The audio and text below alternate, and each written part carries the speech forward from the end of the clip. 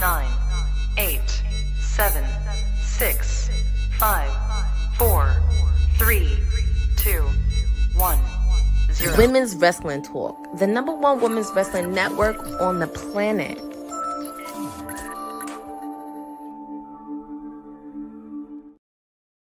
Buzz, buzz, my beautiful busy bees of the WWT universe. 'Tis I, your sweetest oos, wrestling with honey. And if you are seeing my face, you are seeing the blue. You know what time and what day it is. Happy Friday to you all. Welcome to the Honey Night SmackDown watch along as part of Women's Wrestling Talk, the #1 women's wrestling network on the planet. I will be your hostess with the mostest for the next 3 hours for the shenanigans that will be ensuing. We have a lot of action to cover tonight. We are still on the fallout of the Royal Rumble. And speaking of the Royal Rumble, the Women's Royal Rumble winner of 2026, Liv Morgan, it will be in attendance tonight. We have 2 of our Elimination Chamber qualifying matches kicking off tonight as well, since we are still on the road to WrestleMania. And first stop is Chicago for the Elimination Chamber. So we are kicking that off tonight with 2 triple threat matches, one for the men's and one for the women's. We have Chelsea Green, Lash Legend, and the returning Tiffany Stratton. And on the men's side, we have the Viper, Randy Orton, Aleister Black, and the MFT's leader, Solo Sikoa. And I'm very, very happy about Aleister Black being on this card. I'm not really particularly happy about the match he's in because I feel like my guy's going to get screwed. But we will see what will happen tonight with that. We also will have the fallout from the Rumble as well. We have also a reoccurring rivalry, I would like to say, if we're taking it back to the New Japan days. We have the continuation of the rivalry between Tama Tonga and the great Shinsuke Nakamura, the king of strong style, and them two will be facing off tonight. I'm wondering what is also going to be happening with the United States title picture for the men's side. Will Carmelo Hayes issue another open challenge, and who will answer the call? And of course, we have women's tag team action as well, which I'm going to very much enjoy because I love to see women in the tag team picture doing their thing. And we have RHIYO defending their titles against the #1 contenders, KIANA James and GIULIA, the current women's US champion as well. So lots and lots and lots to cover and to go through for tonight. And I'm excited to be here with you all to be able to get into it and react to it and see what will go down and see who will come out on top tonight. All the ladies entering the building earlier today, and I hope they're ready to go. Zelina and Aleister Black on my TV. Thank you very much, because this is what I've been asking for. I guess the "What Do You Want to Cry About" segment from this past Thursday on Kayfabe really worked. Here they are. And Aleister Black will be going against Solo Sikoa and Randy Orton to further enter and punch their ticket into entering the men's elimination chamber. And right now we have the WWE Universal Champion Drew McIntyre on his way to the ring.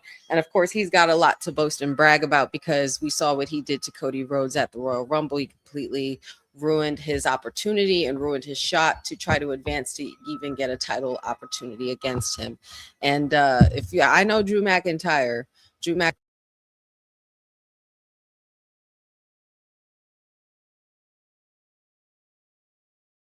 very vigorously to get to this spot. And I think right now we're at a position we're seeing Drew McIntyre at his ultimate form and his best, now that he is the one with the title around his waist.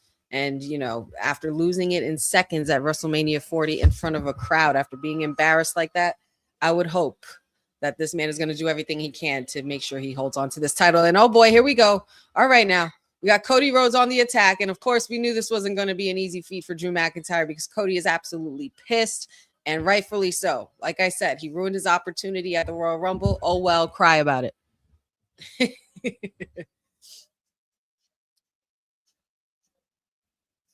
Cody is out there, and he is absolutely handling Drew McIntyre. Security and referees are at the ringside stopping him now, and Drew is getting away through the crowd. Well, Drew was was starting to have a good night. Get your title back and get out of here. More officials are coming out now.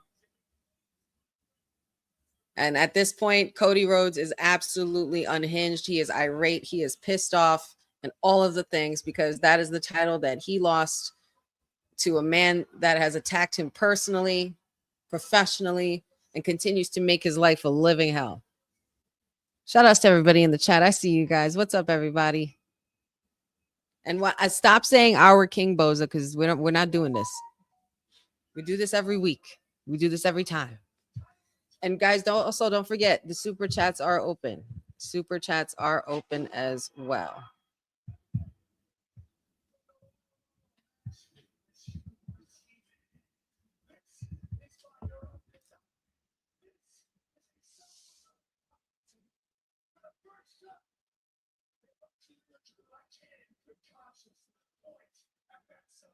That's right. You can't point at that sign anymore.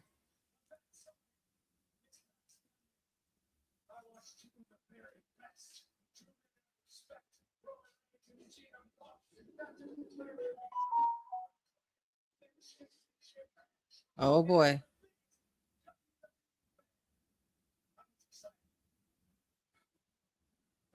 Oh, he's bigging up the Roman and CM Punk promo from this past Monday as well.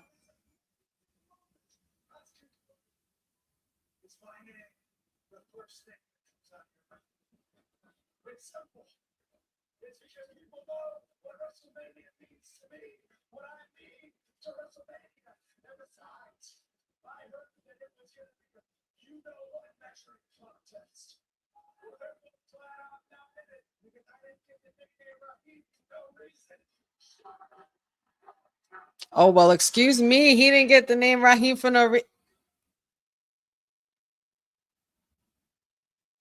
I beg your pardon, Cody. Sir. Shit. He is pissed the hell off.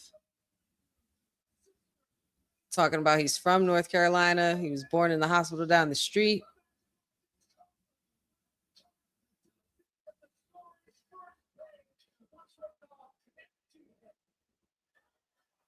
Huh. He mad.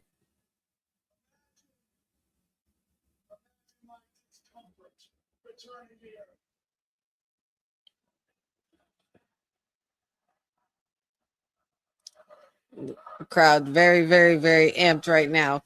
Cody is on fire, y'all. Cody Rhodes.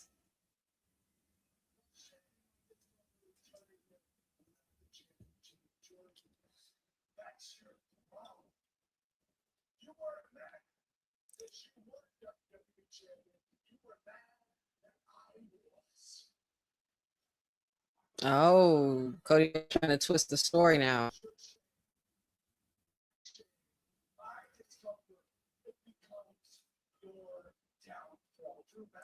My shame will become your downfall.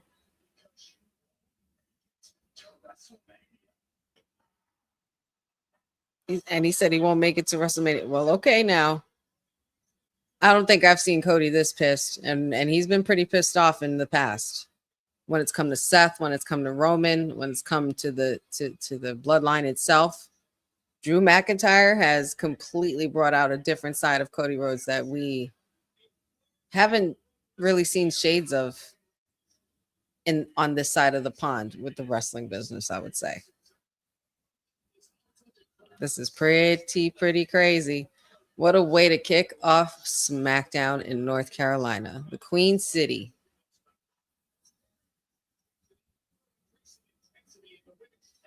Ah, yes.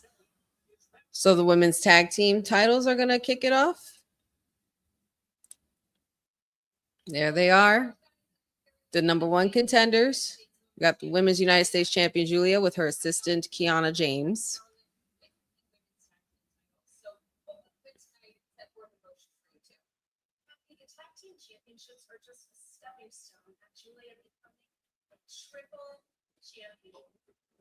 A triple champion.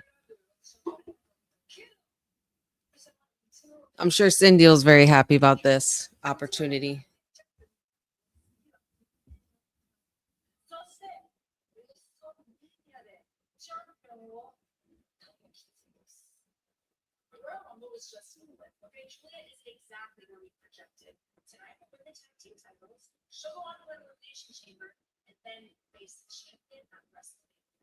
Wow, so we're looking to put 3 belts on Giulia. Is that their intention, according to this interview right here? Not gonna happen, sorry. Ah, yes, the women will be kicking it off tonight. And here comes Io Sky and her partner, her tag team partner, one half of the champs, Miss Rhea Bloody Ripley.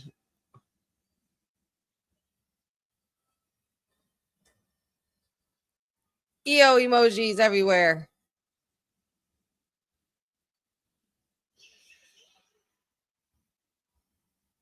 God, they go crazy for her every single time, man. It never fails. Ever since she's completely changed to this and evolved to this level. Like Rhea Ripley is just unbelievable. You better hold that title up, girl.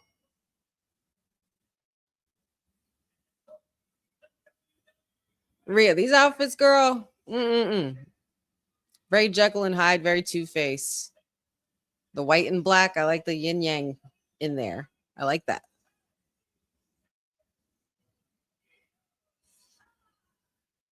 And Rio making their way to ringside to get ready to defend their tag team titles. I have a feeling this is going to be a good match. Io dancing and Rhea's music is hilarious. What's up, Aminatu?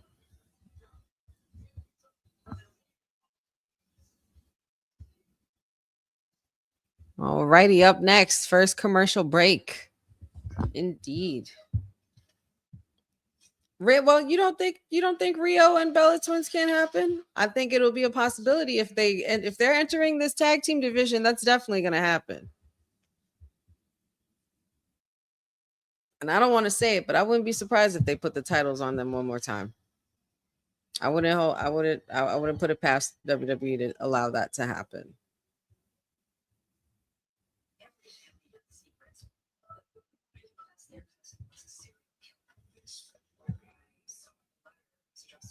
Oh, thank you very much. Thank you very much. Little retro SmackDown shirt for you. Thanks, Lewis. Yeah, Benjamin, we got the ladies starting it up. That's what we like. I truly believe that, if you know what, guys, and you let me know in the chat who you think, because it's our first matchup. We got Rio versus Kiana James and Giulia. Who do you got leaving with the titles, I should say? Let me know your picks in the chat. I personally think that Rio is going to retain. I think there's still another journey that Giulia and Kiana James need to go on. And eventually we're going to get to the point where Kiana James is probably going to be a bit overbearing and probably tired of working for a client with all these losses. It's not me being toxic. It's not me, wanting everybody to break up. But we all know that Giulia was made to be a solo star. I understand why they have Kiana James, though. But I think we're getting to a point where Giulia can hold her own and stand on her own. She did just fine in NXT. I don't see why they wouldn't be able to let her do that here as well.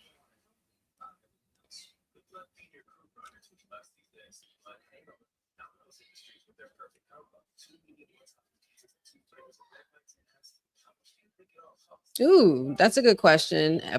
Official Epics SK. Favorite wrestler, favorite show, favorite era. Ooh, well, I mean, favorite wrestler. I have a few favorites. I mean, there's always two of them that are neck and neck for me. And I'm gonna have to say the Hitman and HBK because they're always those two. I mean, if I want to pick an honorary mention, it would be Undertaker, of course, but and gathering by the picks that I just named as far as my favorite wrestlers would be, I could definitely say that is my favorite era. It was definitely the Attitude Era at that time. And favorite show. I'm gonna have to say Raw, only because the first show I ever went to was a Monday Night Raw, and I mean, it's been the flagship show for years for WWE, so I would have to say, yeah. But it depends on what era you're talking about, which is like, we'll be diving deep and we'll be here all night. 3 hours of the worth of the show would be able to cover all of that. What's up, special nobodies? Good to see everybody in here. Happy Friday to you all.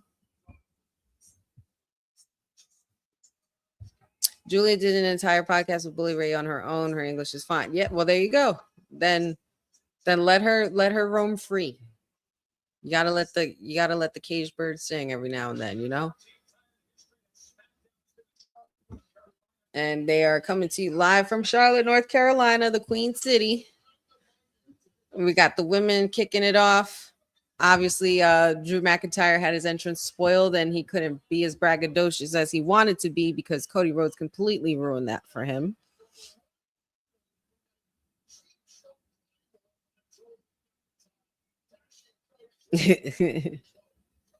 Oh, nice. You'll be going to Raw. Dope. Yeah, Courtney was just at Raw in Philly. I was okay. I was fine when she won the Rumble. But the right person won. I was fine with Liv winning the Rumble. She wasn't my pick.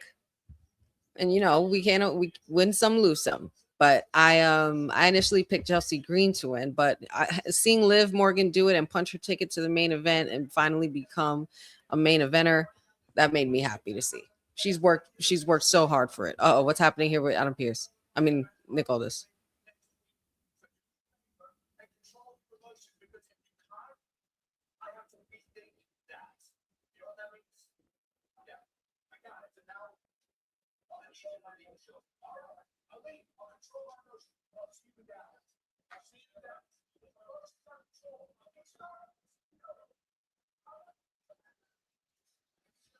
Wow, Nick Aldis kicking the QB1 out of the building. Huh. That's saying a lot. That's saying a lot. I wonder what Dion would have to say about that. 1 week Dion is gone from kayfabe, and see what happens. Everything falls to shambles with Cody Rhodes. Oh, by the way, guys, I know I saw a certain voice in the chat, but just so you know, I'm not alone. Say hello to Papa Honey, everybody in the flesh. Watching along with us as well tonight. So we got a little guest with us, and we're just gonna chit chat it up for the next 3 hours about some wrestling. It's an honor to be in the Beehive. Well, Beehive, Beyonce will kick my butt for saying that, because that's what she calls her fan base, and I've accidentally said that a couple of times, so I don't want her to come after me. But it's the honey pot. We'll do the honey pot. Okay. Yeah. Everybody's saying hello to Papa Honey in the chat. And here we go. The number one contenders are at ringside. Courtney's in the building as well. What's up, Courtney? Courtney handled the preview and the today's trending women's wrestling talk show as well with our very own Kane McCoy. They always do such a bang up job together. And shout outs to Courtney for the alley-oop with the preview for SmackDown tonight before we had our watch along. And I hope this match is gonna be good. Who do you got winning this, Dad? I think it's gonna be Rhio. Rhio? Gotta be Rhea Ripley and Io Sky is gonna take this one. All righty. That's Papa Honey's pick. Yeah. I think who's gonna blow it is gonna be Kiana. She's gonna blow it. Kiana James is gonna lose it. Okay, Kiana James is gonna be the one who drops the ball and possibly could get the pin. We'll see. She's been getting the win lately, so you could be onto something there. But here we go. The color coordinated tag teams are here, and we are kicking it off, starting with Rhea Ripley and Kiana James, which is a very interesting start to this match. Kiana James honestly has a lot of potential. At first, I wasn't sure what they saw in her when they had drafted her years ago when they did the draft, you know, the draft that no longer exists. I think that I was sadly mistaken about her because she's actually, you know, she came around with the Tiffy era with the colors, with the NXT color logos. And after that, she got injured when she was when she moved to the main roster and whatnot. So she had to take some time off. But seeing her work the last few weeks and the last the last months that she's been here with Giulia since she came about to being Giulia's assistant, there's been a lot of there's a lot you could say that she is more than capable of handling when it comes to working the crowd, working the being in the main event, not main event picture, but being on the main roster itself. So I think she's got a really good future ahead of her, as long as they do the booking right. Because apparently Road Dogg don't know what he's doing. And here we go. Okay, so Io wanted a piece. Now we got Io and Giulia. And of course, this is a nod going back to the, you know, Japan Pro and Stardom and all that. Oh, Giulia mocking Io Sky. Giulia's a lot more animated than I thought, too. I will say that. I still want Zelina to go get her lick back. I don't care what you say, Cindy. I love you, Cindy, but I don't care. You got to run it back. Oh, nasty drop kick there by this genius of the sky. And she is pumping it up.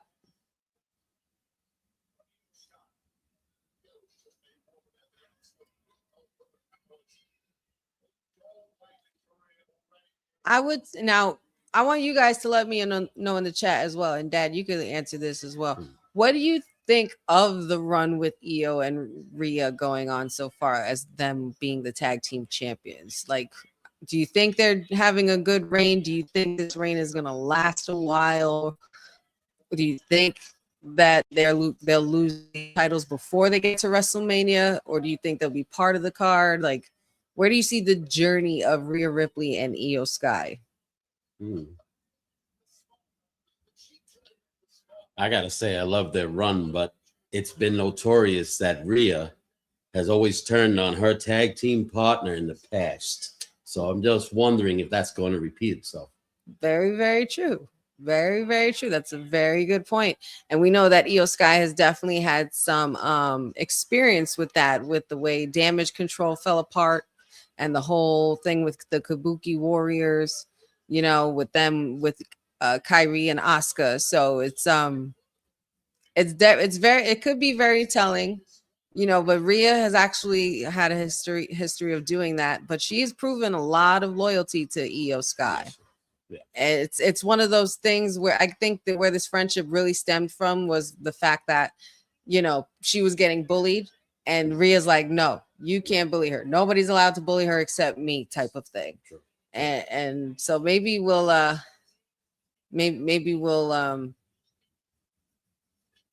discover some friction between those two. Maybe we won't. Maybe they're gonna last as long as the Rock and Sock connection has. Who knows? Perhaps when the Bella twins get involved, they might cause some sort of don't tension. even put that into the air. Don't even put it into the air. I don't know if I want that. Listen, Cindy, girl, I don't want to get sassy on here, okay? But she ain't carrying no bags for her husband, okay? Hi, Cindy.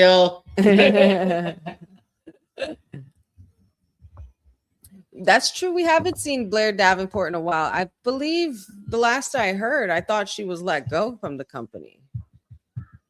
One of the names that really stand out to me that I know we haven't seen in some time since she got injured on TV was Zoe Stark. So, and that was due to injury, but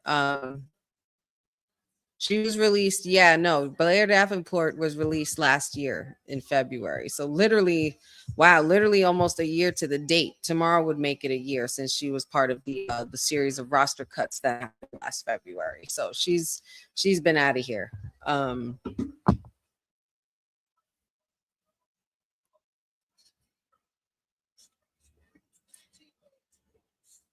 We haven't seen Bianca Belair in a while either as well. I was expecting her to be a surprise in the Rumble. Yeah, sure. But I'm not sure, what her status is, regards to her injury or what have you. We're gonna be seeing some. I feel like we're gonna be seeing all of that come to light sometime before we get to WrestleMania. You can't spell WrestleMania without the EST, so there's just no way that can happen. I wonder if we saw Obafemi destroy the Viking Raiders on Monday. I was gonna say maybe we'll see him do the same thing tonight, but he's not on SmackDown. He's on Raw now. Gas mask. You know what? I could totally see that. To be a post-Mania return, like the Raw after Mania, SmackDown after Mania, something like that. I could see that for the EST. Who will EST go after? Oh, well. I predict it's Jade. Well, it would have to be Jade. That's the match everybody's been waiting for. It would have to be Jade. And then we got to see the closure happen from their relationship with being in the Big Three and with everything that happened at the last Elimination Chamber where she destroyed Naomi. And then we found out Naomi was the one behind it all from the beginning. And then when Naomi returns after her maternity leave, then what's going to happen there? Will Jade still be champion by that time for Naomi to take it back? Or will Naomi go back to Raw, take it back from Stephanie Vickers? Because remember, she told them Raggedy Heifers to keep that title warm for her before she left. So who knows what will happen later on this year. But I will say that I don't think Naomi's going to rush right back into everything like everybody thinks. I think Naomi's going to enjoy her time being a mom, especially a first-time mom, and she should definitely take the time to do it. I mean, of course, it's not my business to say what grown folks should or shouldn't do, but when if you're a first-time mom, and I know if it was me that was a first-time mom, I would want to be home a little extra longer with my baby. So I'm sure Naomi and Jimmy will be giving that baby a little extra love for a couple extra months before she actually fully makes a return. So, but we'll see. And we're back to the action inside. Irish whip from KIANA James, throwing Giulia to the corner. Io Sky blocks it out and is able to distract KIANA James, throw her outside. And Io really needs to make the tag on this. How you missed the punch? Good takedown by Sky. And Rhea is getting everybody fired up. Everybody wants mommy. Rain King, yep, that's Papa, honey. He said, "What's up, Dad?" Yeah, but mind you, and I meant to tell the team this earlier this week too. Once you meet Papa, honey, he's your dad too. You know what I mean? Like regardless of if your parental situation, this is strictly like your adopted dad now. Like once you're my family, you're his family too. So you're more than welcome to call him Dad. Rhea Ripley fired up, taking down KIANA James, looking for a power bomb of some sort of razor's edge. Giulia got the tag though. I don't know if Rhea Ripley saw it. Boot to the face. Oh shit! KIANA James with a roll up. Rhea Ripley able to maneuver. Oh my God, Io! Oh my God, Io! Good Lord, girl, she almost dove. She almost dove onto her head. Holy shit. What a crazy suicide dive by the genius of the skies. Rhea Ripley got KIANA James flattened on her face. Go for the cover. 2. Nope. KIANA James got her arm up. KIANA James got her arm up. Jeffrey said our internet dad.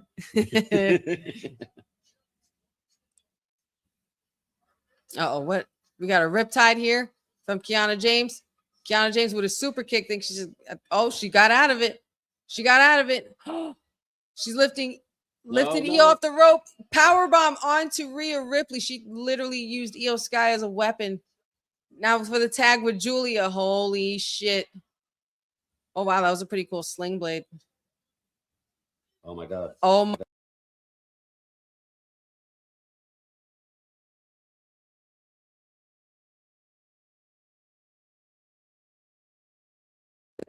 Mommy with the save. Holy shit, that was close. Oh, good sell, KIANA. Hurricanrana by Giulia. Giulia means all business tonight. This match is good. Oh, she's busted in her lip too. Oh, Io able to Io was able to reverse.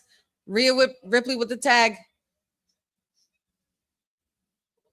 Oh, headbutt to Giulia. And this should be over from here. Rhea's going for the riptide. Io Sky is up at the top rope. Here we go. Over the moonsault, and that's it. 1, 2, 3. And there we go. There we go. And still your women's tag team champions, Io Sky and Rhea Bloody Ripley. Congratulations to them for the retention of their titles. A great win over KIANA James and Giulia, the #1 contenders, who fought very valiantly. And that was a really, really good match to kick it off. Good match to start. I like that. All right, now. So let's see. I mean, we'll get to find out soon what's next for the journey of Riho as they continue their road to WrestleMania. And now we have the Dragon. Oh, hey, Miz, looking like a Power Ranger. Looking like a Power Ranger uniform.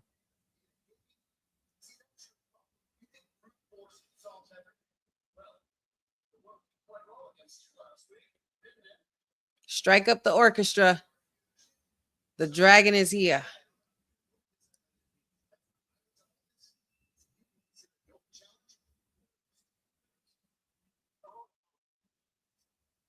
Miz answered the open challenge.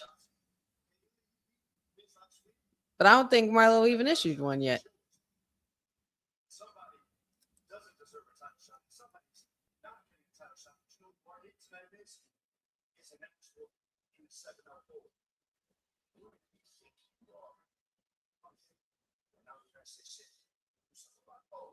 Ooh, do something about it. He's the U.S. champion. Do something about it, Miz.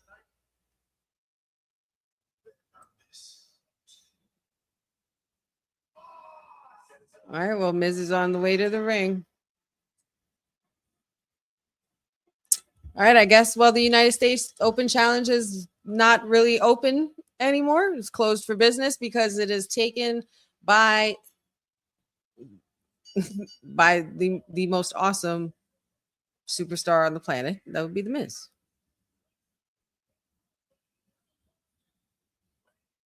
I like his gear, man. That's actually a pretty cool jacket. That's pretty dope.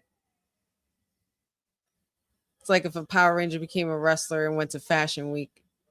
And Carmelo Hayes, the United States champion, will defend his title against The Miz next, guys. All right. And let me know in the chat who you guys got, Melo or Miz. I'm obviously going to go with Melo. Yeah, it's got to be Melo. I don't think it's going to be Miz anytime soon. No, Melo has improved drastically since becoming U.S. heavyweight champion. He has really, really amped it up. Yeah. And he's doing well. All his matches lately have been on fire. I mean, his matches since he arrived, he was the first draft pick, the first round draft pick to SmackDown. His first match was against Cody Rhodes. Wow. And Cody was champion at the time. Then you had the best out of 7 matches when Andrade was still there. Like, it's just been hit every time. But then once they seemed like they had put him on the back burner for a little bit. And then he did the US Open Challenge with Ilya, and then he also won. And so he's been on a good pace on a good route, I would say, since he's come to the main roster. He had to get away from The Miz. He did. And that's when, in my opinion, that's when he started really. Because you know what's going to happen if you're with The Miz too long. He's going to betray you. Ask R-Truth. He did it to R. Exactly. Case in point. Perfect example. You know what? And Ring King, I do believe he does. I do believe Miz needs a main event push. We need justice for The Miz. There's for Miz and Finn Balor. That's what I think we need for sure. But yeah, I'm going for Carmelo Hayes in this one. Miz don't Mellow don't Miz, and Miz don't Mellow. There you go. So he's literally has done it to every partner he's had, even down to John Morrison. Yeah. Miz and Morrison was a great time. Oh yeah, they were. That was a great time. Yes, it was. That was a fun time. R.I.P. to one of the most fabulous, most greatest tag teams in the universe. Yes. Morrison was very good, very athletic, very great, good wrestler, and he was good.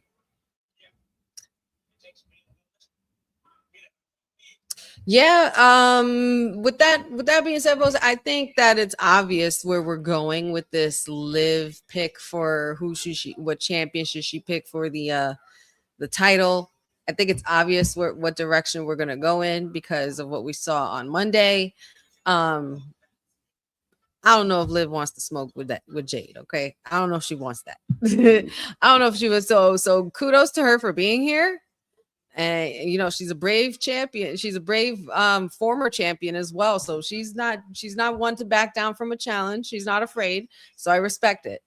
However, I don't know if she wants that smoke with Jade.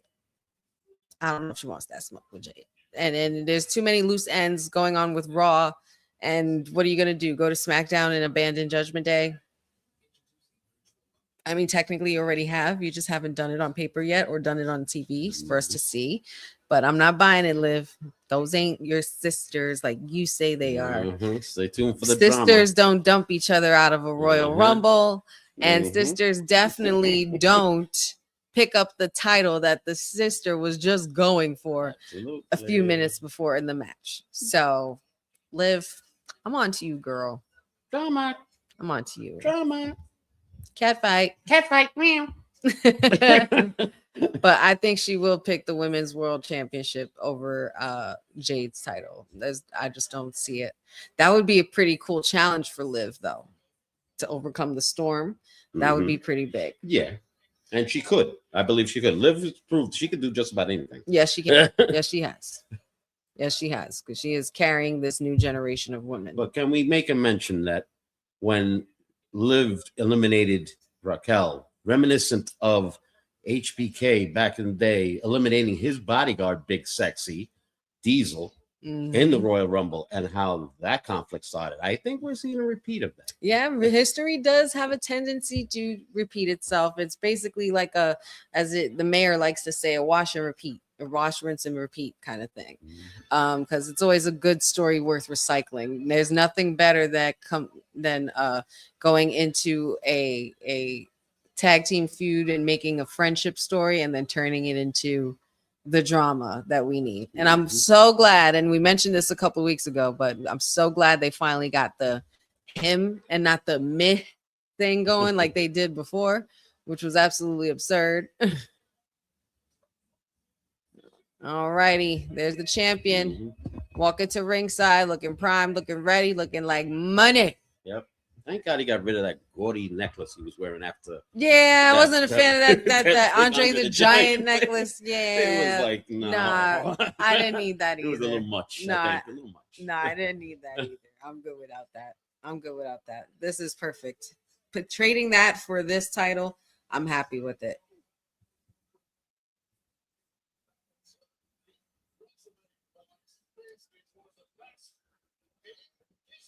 And he's another one who's been putting on banger matches since winning the U.S. title, because Sammy put on banger matches when he had the U.S. title. Cena got back into doing it for a little bit. Ilya Dragunov was absolutely freaking killing it every freaking week. Trying with the sneak peek, sneak shot. Very, very, very vintage Miz.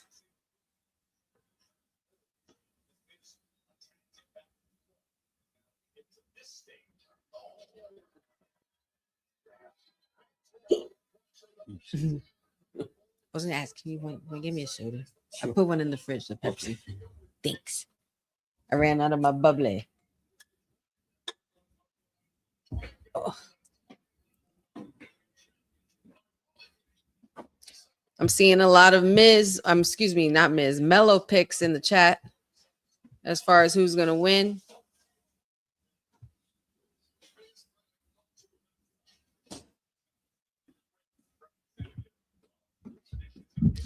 Well, listen, Dominic has definitely, he says Melo's defending his championship more times than Dominic's IC title. Well, Dominic only just recently got injured, so that's why he hasn't been defending anything lately. But before that, he was defending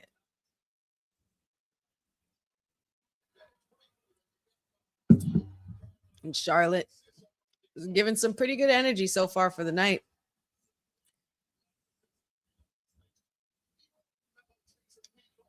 United States champ looking to dominate in this match. Oh, don't forget, guys, we're still on the road to WrestleMania. It's happening in Vegas. Saturday the 18th, Sunday the 19th. Tickets are already on sale now. It's going to be held at Allegiant Stadium. Get your Airbnb rentals set up. Get your hotels set up. Get your crew.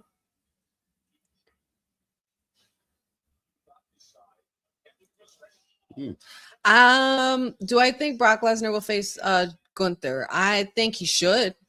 I definitely think it should happen at Mania because it's something that we were robbed of from WrestleMania 40. I believe instead of Sami Zayn beating Gunther, I think we were supposed to get Gunther retiring Brock. But now we're at a point where Brock is back inserted into the picture, so he's in the storyline, and he's definitely going to be at got to be at Mania. He's on the marquee, he's on the promo package for it and everything like that. So but as far as him and Gunther, I think that will come eventually. Not sure if it will happen at Mania because I'm not sure if we could come up with a good story to tell by then. You know, maybe SummerSlam would be good. A lot of people have been saying that, and you know, we know SummerSlam is Brocktown. That's his niche. So, but will it be a retirement match? As he's been on this run as a career killer, the career killer, it's possible. Right? Would he be able to retire Brock Lesnar? Brock Lesnar? Think about it though. How has Gunther been winning lately? He's been choking everybody out. That's probably the best way you can get rid of the beast. Yeah. Besides breaking down his legs and getting him winded up, you know, probably the best thing after all of that would be to choke him out, to tire him out to the point where you pass out the beast. We're never going to hit the Undergunter. We're not. We are not. It's unfortunate because I used to be happy to do things like this. Gunter, the ring general Gunter. And now I can't even do that with pride anymore, but not after Cena, man. That was just gut wrenching. There's just no way. No way, Gunther. You wretched little bitch. So speaks Courtney. I'm so glad we snatched that clip. That was too funny. I wish I had seen that live too.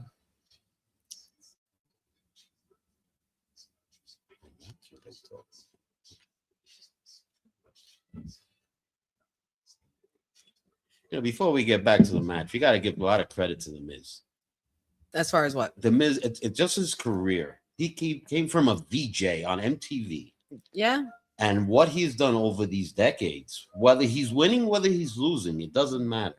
He's a showman, and he gives us a show. No matter what, you got to give him credit. Yes, he is a future Hall of Famer, don't you think? I absolutely think so. I think that Miz definitely deserves his flowers. He's already a 20-year veteran? Yeah. He's already a 20-year veteran. Yes. And he's a Grand Slam champion. Mm-hmm. You know what I mean? He's gone Hollywood. He's done movies. He's had his own TV show. Mm-hmm. That's when you know you made it, when you had your own TV reality show with you and your family. Mm-hmm. And he's been doing that reality TV life since he started. That was before he did wrestling. And people looked at him like he was an idiot. Talk about, I'm the Miz. Like, what's the Miz? What does that even mean? Like, it's just stupid. But now, look at him now. Yeah. How many superstars has he pushed? Gave the push to? Lots. Which, and continues to do so. And he continues. He's doing it right now with Melo. And he continues to do so, indeed. Yeah, no, I agree. Yeah. Jeffrey says, and he married one hot wife. Yes, he did. Yes, he did. From a divas competition, no less. Okay. And beautiful children. Oh my God, his kids are gorgeous. Yeah, Miz is very, very, very a very good prime example of making your own success. Mhm. And he's probably one of the most original social media stars. Yeah. Or reality TV stars. Yeah. You know, because social media was just starting still Right. at that time. Like it wasn't booming as much as it does now. But MySpace and Facebook was just starting, and there was other things like other apps they used like that. Look at that sell. Mm. Yeah, he sells Yeah. it. He can sell it. Oh my God, he's good. Mello fired up with a little kip up there, putting a little pep in his step. I think we're going to see a suicide dive there. Oh, diving over the top. Oh, he hit the platform, but he braced himself. I don't know if he was ready for it, but Mello with a very sickening flip over the top rope there to the outside, throwing Miz back in. And I think now more than ever, Mello needs to capitalize, especially if he wants to leave with this U.S. title tonight. Oh, tried to go for the frog splash, but caught in Miz's knees, and that is 2 count right there from the ref.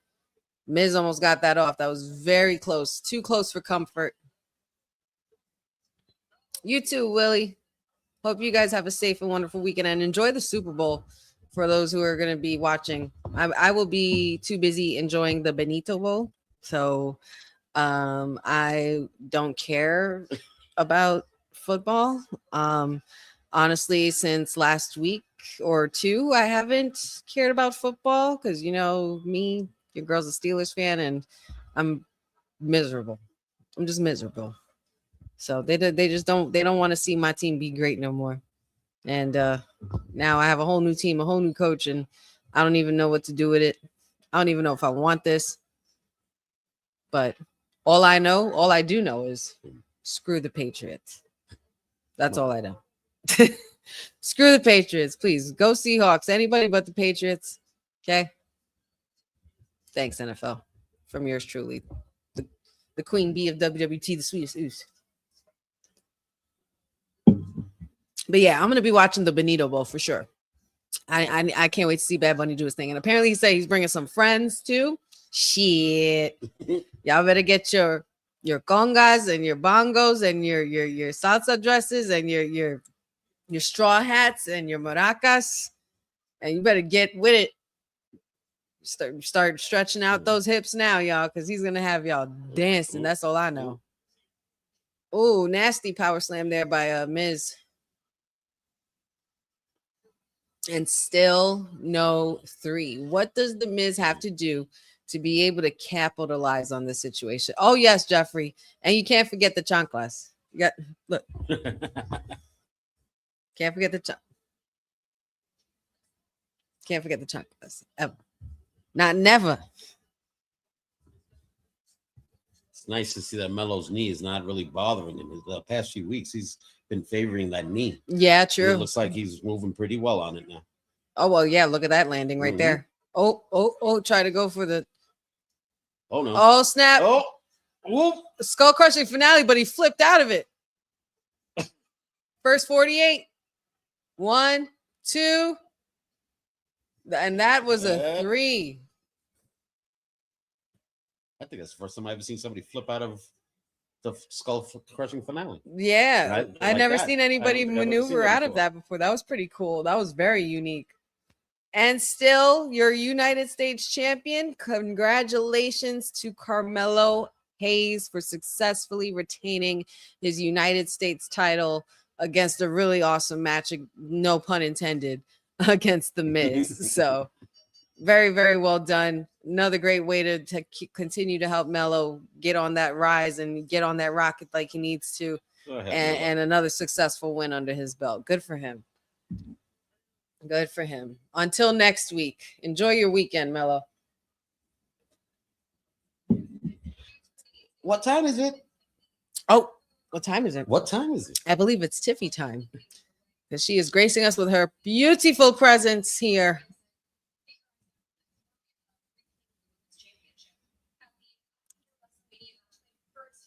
And honestly, if you ask me, this is my pick for the winner for tonight's triple threat.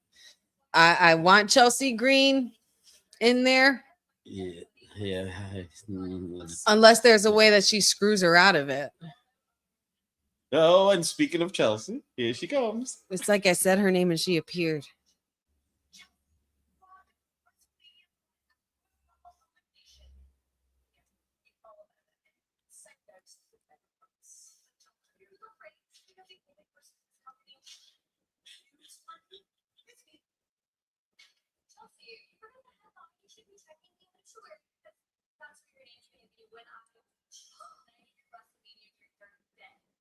Oh, she said, I'm going to put you in the obituary, girl. What? Chelsea is such gold, though. She No matter what, is. she really is. I love her character. She is. I'm telling you, man, I really wanted to get on a jersey to Chelsea Mania, but I guess we're not going that route. But if she somehow gets out of this unscathed, which could possibly happen, right now we have 1/3 of the competition for this triple threat elimination chamber qualifier for the women's side. We got a whole lot of women right here. The bougie bully herself, Lash Legend, also known as the future Mrs. Williams. That's trick wifey. You think Naya's okay with this? I don't see why not. I don't see why not. Are you trying to stir the pot? I just might. Okay. Okay. All right. So, everyone, who is the pick to win for tonight? Let me know in the chat what your thoughts are, who you think is going to come out of this triple threat, the winner, and advance to the elimination chamber for a spot against the champion at WrestleMania, potentially. We got Lash Legend, the bougie bully, out at ringside already, accompanied by her partner Nia Jax. And then we also have Chelsea Green, who's I'm sure going to be accompanied by Alba Fire, and Tiffany Stratton, who will be accompanied by no one, because why? She don't need nobody. And you still didn't call by his service, the application you put oh, in? I think I've given up on that, the application for the secret harvest, because she just hasn't been answering. She hasn't been answering my emails. So make some phone calls. I would think, you would think that she would get back to me on these things, considering all the protection she needs right now. But no. She doesn't know what she's missing by not having the sweetest ooze. Yeah, man. I would do a lot of damage. The bee will sting. but my as much as I know I've been advocating for Chelsea a lot and going the Chelsea route, watch the moment that I don't pick her. She's gonna win. But I'm actually gonna go with Tiffy time. I feel like Tiffy is on the way back to her journey to the main title picture. She does have to get a lick back on Jade as well. So I feel like we should definitely touch upon that, because Tiffy versus Jade at Mania or even Chamber sounds pretty dope. Yeah. But then again, Jade, I think, is going to be going after, or Jordan Grace is going to be going after Jade, I think, for Chamber, because Tiffy, if she wins tonight, she's going to be in the Chamber to qualify, which then have them advance at Mania. So, yeah. So it's a tough pick between Lash being her first possible elimination chamber match, but then you have Tiffy, who is the ex-champ. She is she was in top tier. She was in an elimination chamber match her first year. Oh, that's right. And she was the most popular when they were. Yeah. Which way did they go with this? But then they might throw us a curve, and it might be Chelsea. Yeah, you never know.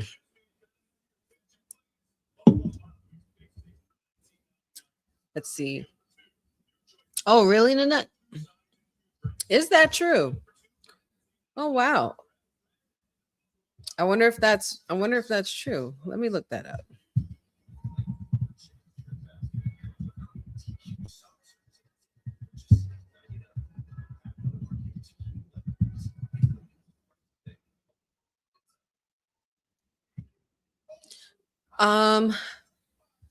There's not necessarily no mention of that in regards to Alba Fire, as far as what I'm seeing here, but that apparently could be a rumor. You never know, but either way.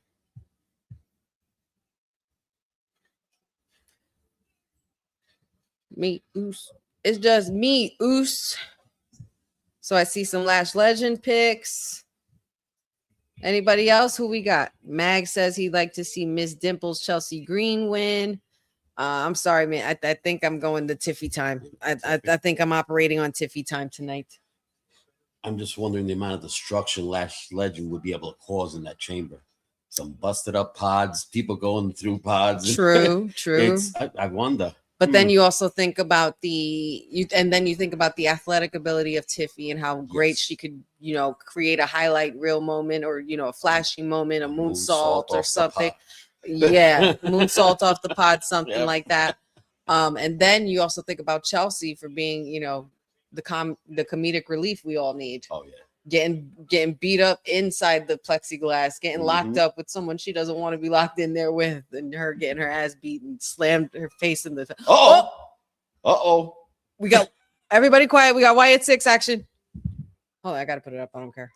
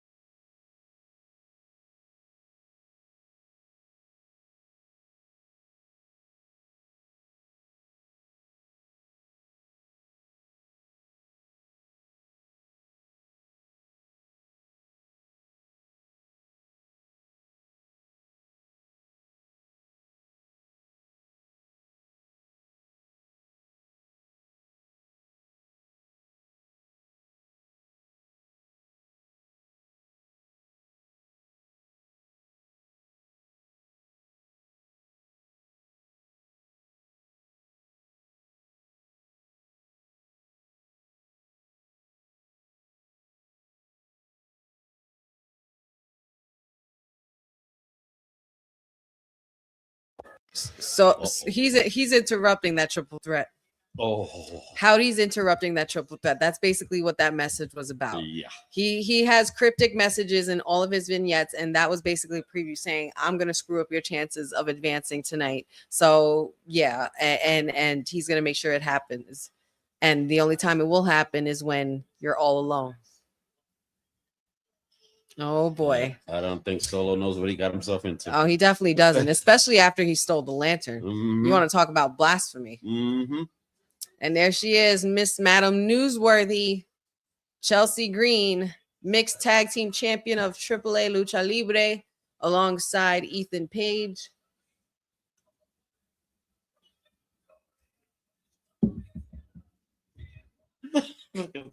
I can't with them. They're funny. She's throwing the newspaper articles like she's the paper woman. The bougie bully's not standing for this nonsense. I'm loving this outfit, Chelsea. Her outfits are good.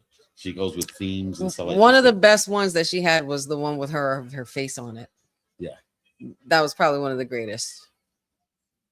But the Statue of Liberty colors with the newspaper thing, like she's got a lot of creativity. Yeah, she does. Bougie bully patiently waiting. She's almost the female version of the Vince to me. It's like they both need to be on the roster because they are not only good, they're good wrestlers, but they're entertaining along the way. Yes, they are.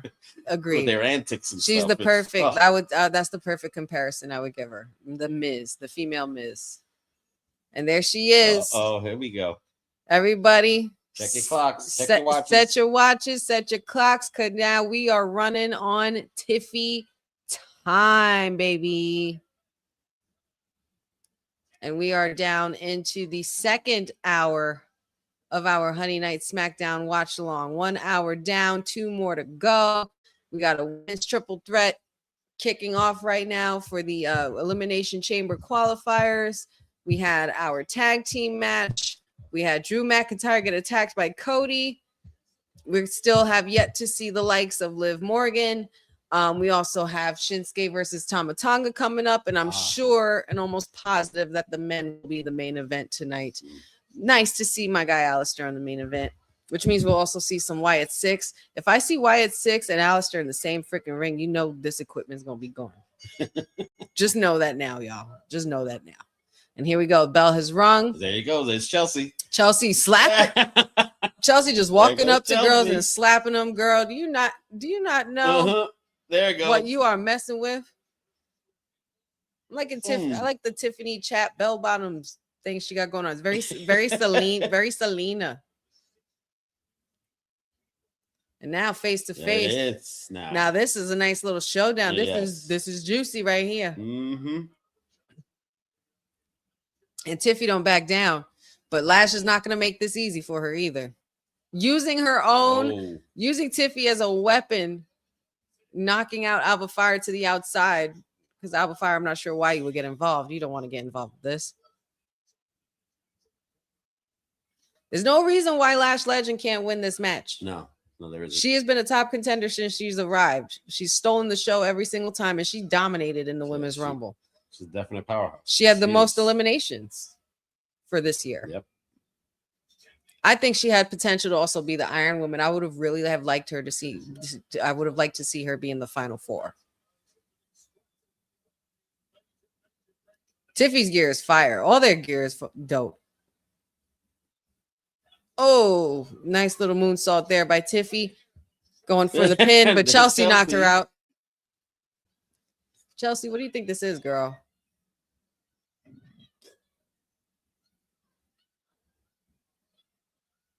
Look at this. A lot of this back and forth. And Lash is about to be like, listen, I don't got time for this. We got time. We either fight or we don't, because I'm trying to win. And now it's 2-on-1 now in this case. Knocking off Lash Legend to the back, to the outside, even though she was on her feet. Chelsea tried to cheat with the pin.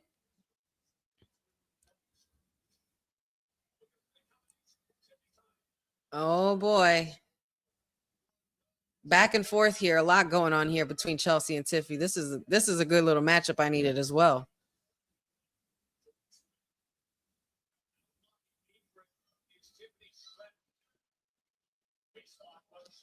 Great move by Chelsea. Very, very much a veteran move right there, just to get Miss Tiffy time distracted.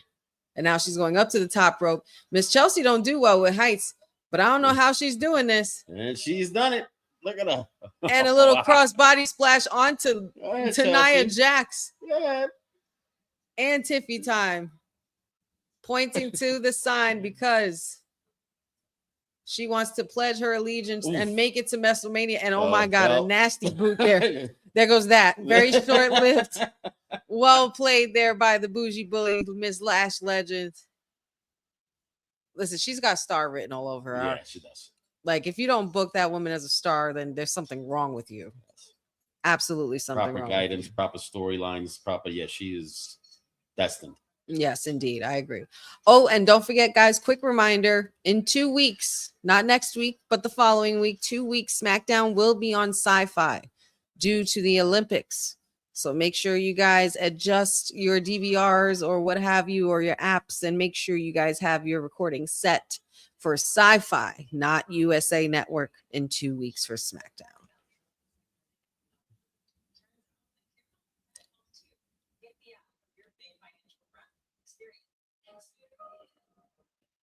Oh, excuse me. It will be next week as well. Okay, so for the next 2 weeks, you mean, not in the next 2 weeks. So both these upcoming weeks, the 13th and the 20th, it will be WWE SmackDown will be taking place on Sci-Fi.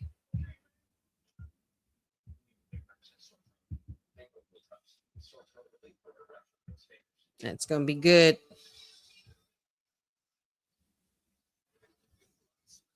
So far, so good. What a great SmackDown we've had. A lot has already transpired, and we have still 2 more matches to get through and a segment with the Royal Rumble winner of 2026.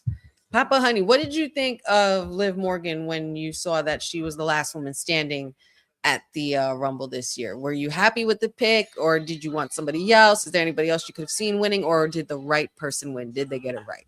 To me, that she was my prediction from the get-go. I really thought it was her. Once I saw her eliminate Raquel, I said, that's it. That was when I said, it's a done deal. She's going to get this because, like her theme song says, watch me. Yep. And that's what she does. For whatever reason, she's able to persevere and win. She's good like that. She got an annoying little laugh on her, but still, you can't deny her talent. She is good. She's something. From when she was in the Riot Squad to now? Yeah. Yes, it's very, very big on the evolution stages Yes. for Liv. It's definitely night and day. She's improved better in the ring. She got better on the mic. She's been in the hottest storyline, so she's always at the center of it. Whether it's her going against Rhea or her fighting with Dom or her leading the Judgment Day or her betraying Raquel Rodriguez at a Rumble, she's always a part of very, very big and shocking and hot moments with the WWE, and she continues to evolve and continues to get better. Yes. Yeah, they I guess it's only right to say that the right person won. And she considers herself the greatest Royal Rumble winner of all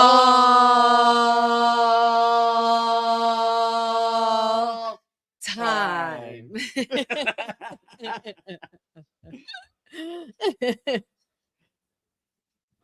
Happy Friday, cousin Ron. Happy Friday. Good to have you joining us, and we are back to the action here. Oh, wow. And we got a test of strength here by the Bougie Bully, lifting Chelsea Green high in the air into a nasty clothesline. But we are back from commercial. We still have our women's triple threat elimination chamber qualifying match happening as we speak. Chelsea Green, Lash Legend, and Tiffany Stratton. Oh, my goodness. That was like a complete Ultimate Warrior powerlifting splash right there by the Bougie Bully. And she pinned both women, further and continuing to further assert her dominance in this match, but still close, but no cigar. Got the kick out. I mean, would we be able to say that Bianca is still the strongest? We have the likes of Jade. We have the likes of Lash Legend here now. Yeah. You have Jordan Lake Grace that's in the picture now. There's lots of different women. Yes, women here of power there and they're making a very big impact. So it's definitely something that we could definitely see going forward. When the EST returns, we could see her going against the likes of those women. Absolutely. And then we'll really see who the strongest is. Oh, little drop kick there by Tiffy to the Bougie Bully.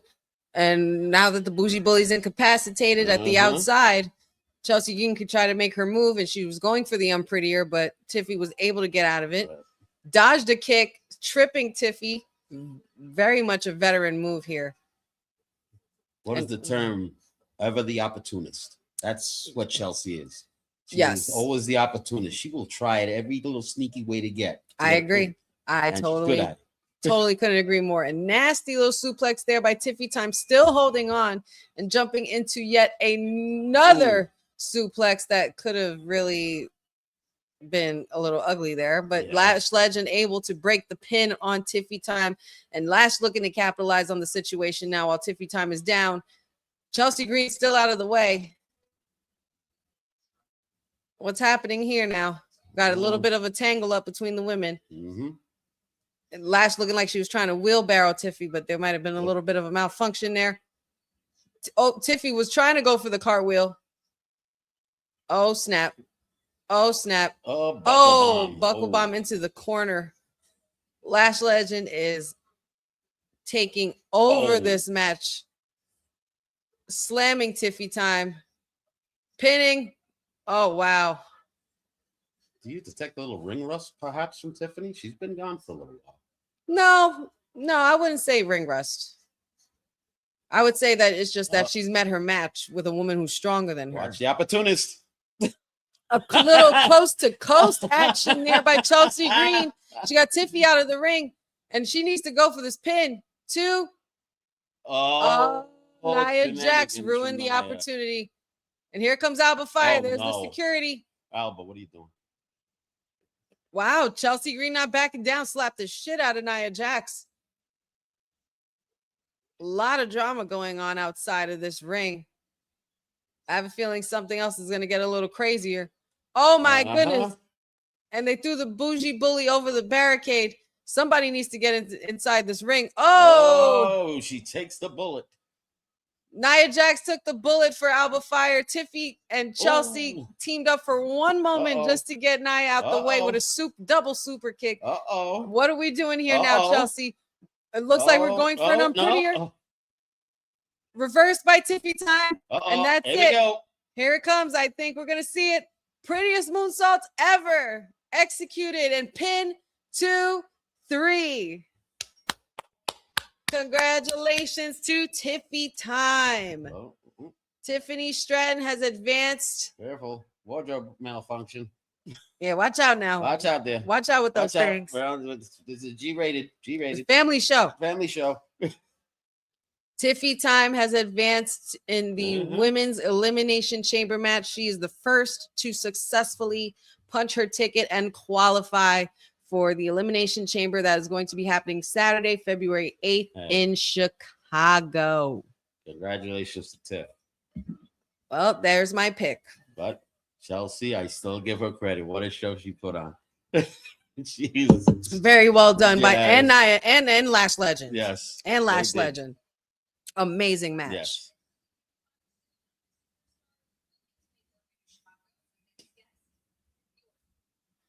Randy Orton, the Viper is here. The Viper is here. Oh, you're fixing the belt. You're gonna put it on your head.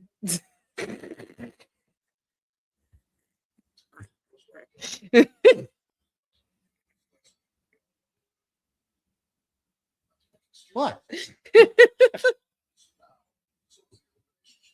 Did it fall or something? Yeah, it fell on my shoulder. So I figured, let me keep it. We got to keep it displayed, right? So I figured out. You got a little hat. I only do this for you, you know. I know.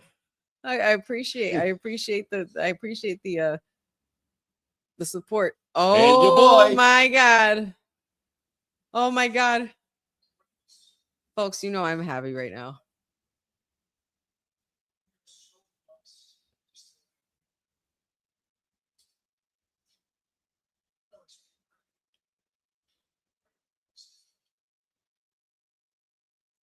I feel like we're gonna see more between these two.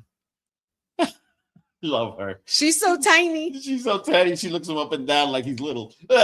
That's the funny part. Yes. When you better stop it, Zelina, because you know Mrs. Orton don't play that shit. Well, yeah. Just be careful, Zelina. I'm just saying, bestie. Just be careful.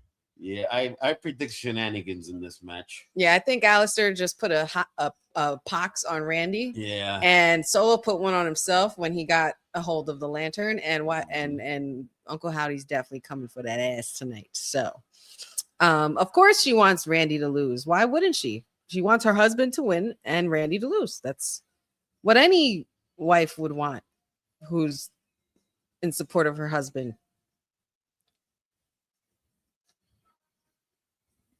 Yep, and that was Aleister Black, ladies and gentlemen. Aleister Black will be on TV. We will see him later on tonight in a triple threat match against the Viper Randy Orton, as well as Solo Sikoa in the middle of that. So I think a lot of shit is going to go down within that match, considering what we just saw with Aleister and Randy. And then, of course, with the message we got from Uncle Howdy. So I'm really excited about that. Lynette, I will not discuss anything that has to do with Aleister and Damian Priest being in the same sentence.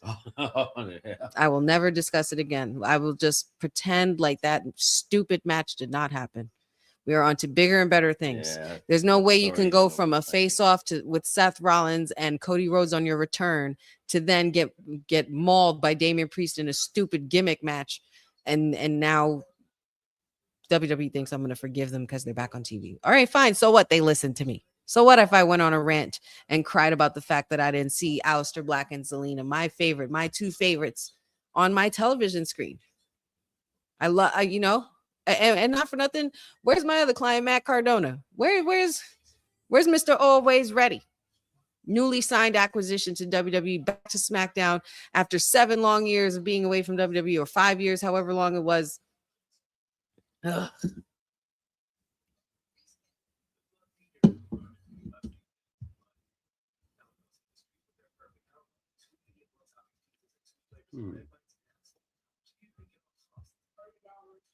Ooh, good question, Lynette. Who I think the mystery attacker was for Braun Breaker. I'm still leaning towards the fact that this could still be orchestrated all from Seth Rollins from afar. We know that Austin Theory was one of those men. And after doing a lot of careful and insightful thinking and mulling it over and seeing what the IWC has been saying, I personally am going to say that this is the work of Logan Paul. That's what I am going to say. I think that Logan isn't as innocent as he makes himself out to be in this situation, considering when you saw the segment on Monday, Adam Pearce stirred the pot in regards to the masked man, and the last time we saw a masked man, it was Austin Theory, and Braun Breaker had a little reaction to it. But while Braun Breaker was reacting to that, Logan Paul had a very distinctive look on his face, and I couldn't help but notice it. But I think Logan Paul is the real mole, if not the second one, and working with Austin Theory under Seth Rollins. And there's someone else that Paul Heyman is talking to on the phone. A lot of people keep forgetting that there's someone that Paul Heyman has been speaking to that apparently Adam Pearce is a little threatened by in regards to his authority as the general manager of SmackDown. Now, if any person in the mind would think that if you're talking about a general manager's threat, that would have to be somebody who's higher than the general manager. Now, if you're going to say the CEO, maybe not so much, because Nick Khan doesn't really get involved with the storyline mode. But I'm thinking more of somebody more electrifying. I'm thinking more at the board, the head of the table of the board, a final boss, if you will, if you smell what I'm cooking. I get where you're going with that. Could it be the guy that CM Punk calls the bald fraud? I think it could possibly be. Could it be? I think it could be. Well, it would be about time, because we've been freaking being teased about The Rock for how long now? Since the Cena turn, and he's been MIA. We need The Rock back here, especially for WrestleMania. It's literally, if anything, for WrestleMania. We're literally going on a year without seeing the final boss on television. And I'm wondering if maybe they're scratching it off entirely because it's gone stale and they're entering it in a different way. But just imagine, I mean, it would make all the sense in the world for The Rock to be the one at the helm of the vision, wouldn't it? Because think about how Seth sabotaged his main event for WrestleMania in WrestleMania 40 when they were pushing for Rock and Roman. And then Cody had to insert himself and say this was bullshit because I won the Rumble. And Seth got into their business. He got involved with the bloodline rules. The Rock is not going to be able to forgive that. Yeah.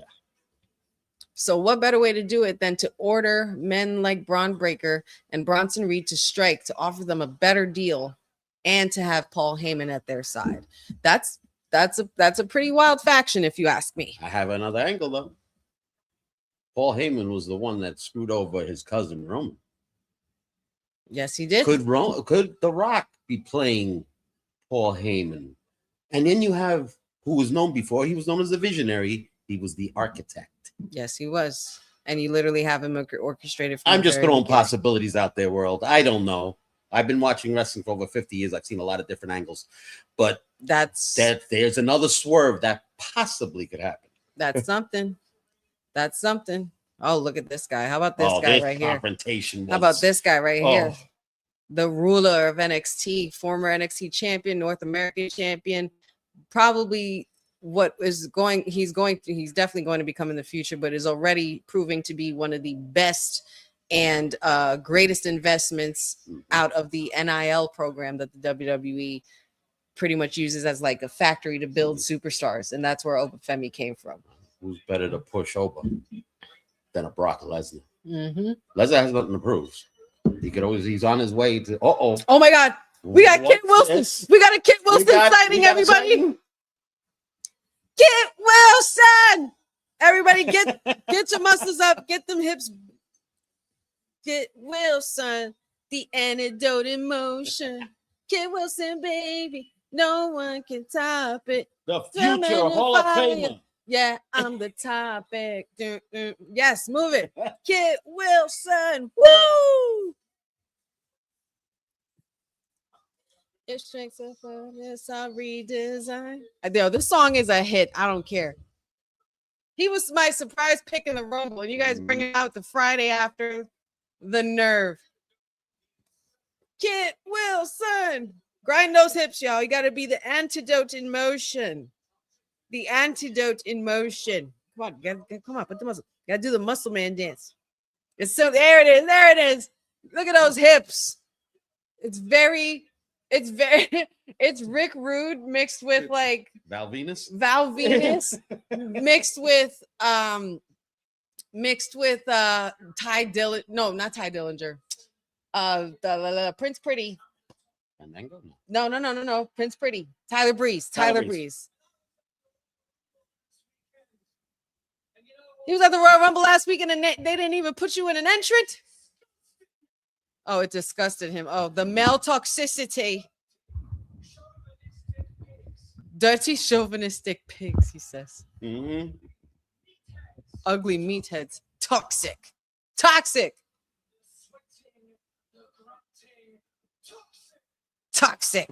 I agree. Temper tantrums. It's the pearls for me. It's the pearls. Yeah, the pearls is something else. Biggest alpha. This isn't going to be good. Who are they going to bring out for you? If they bring Oba out on SmackDown as well, no. He's screwed. They're in Charlotte, North Carolina. I'm liking this for Kit Wilson, though. I don't care what nobody says. This is great. I'm glad they're giving him a chance. I like Pretty Deadly. Pretty Deadly was fun. Injured. Yeah. I'm glad they're giving him a chance. Yeah. And it's a different kind of gimmick. Nobody's doing shit like this. You need entertainment. Toxic. Oh, good guess, Ryan. They could bring out Royce Keys. Oh, right. Look at those hips. The antidote in motion. Wade Barrett is cracking up outside. Somebody's coming. The crowd's standing up. Anybody who was in the Rumble is brave enough. Yeah, it's definitely got to be somebody like that. Oba or Royce Keys. Royce. My bet is Royce. It's going to be somebody who's going to absolutely throw his ass around. Kit Wilson. He's getting it. Oh, lights went out.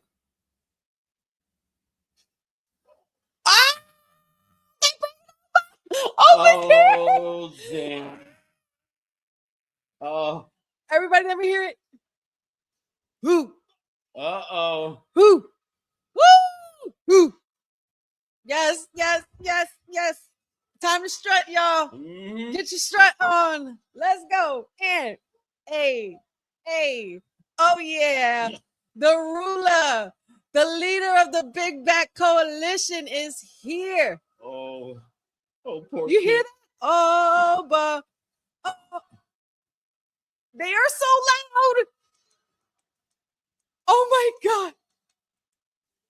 Oh, but freaking Femi. He hasn't signed officially to a show yet, right? He hasn't signed anywhere. Right. To which but brand, he made his right? match debut on SmackDown. Well, he did a Saturday main event. Right. He destroyed 2 men on Raw. He came at the Royal Rumble. We hadn't seen, we hadn't seen him since Saturday Night Main Event. Yeah. So and now he's going to kill signed. Wilson. Yeah, he's. Oh, I'm so sorry, Kit.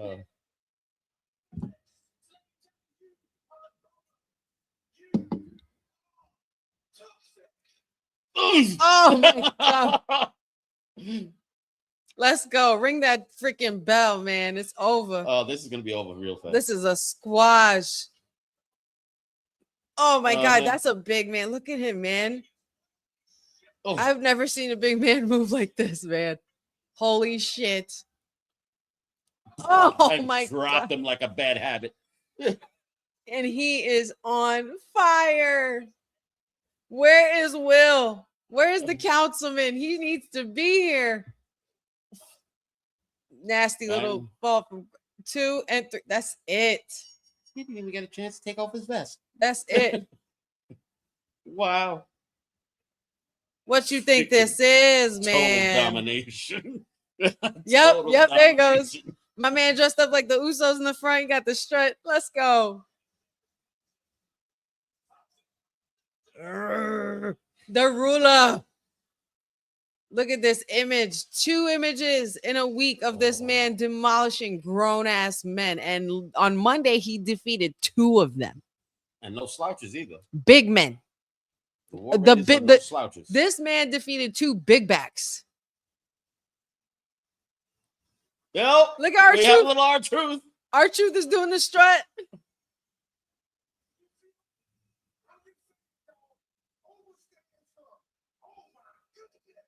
Oh, what stands for? Oh my goodness.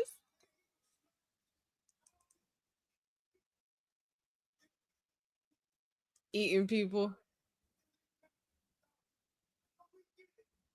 I don't even know if that was his official finisher. That wasn't the fall from grace.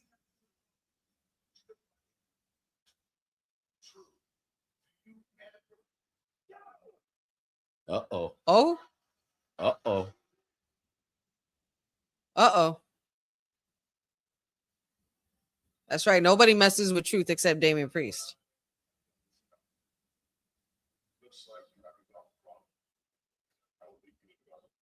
Right. Don't touch him. Don't turn your back on him, Damian. Right. Okay, we're good. Drew's on his way out. He's on his way out to the arena. Uh-oh. Wow. Well, okay. I was not expecting an Nova match on tonight's card. That's fun. That was a fun surprise. Yeah, that was nice. Very good. Yeah, they did not say anything about that. Yeah, I like that. Pre-show, so. Well, let's try this again, Drew. Might want to keep some eyes on the back of your head this time. Well, Cody's out of the building. Cody is out of the building. But apparently. But there is someone else that's in this conspiracy. Oh, the werewolf. Exactly. The Samoan werewolf. The Samoan werewolf might be lurking. Just because Cody's safe and Cody's out doesn't mean that Drew's entirely safe. Exactly. As long as you still have that title, you have a target on your back. All righty now. Let's see what transpires. Let's see what Drew has to say now, being that he has entered the ring successfully this time.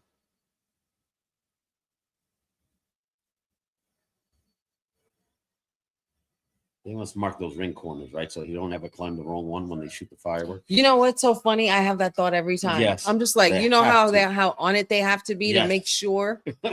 And the prepare. What did I say? I called it. You said it. Never doubt Papa Honey. This is the second time. This is the second time this man has been interrupted on his entrance tonight. And Jacob Fatu, get it. Jacob Fatu looking like the Tasmanian devil, wreaking havoc, raising hell.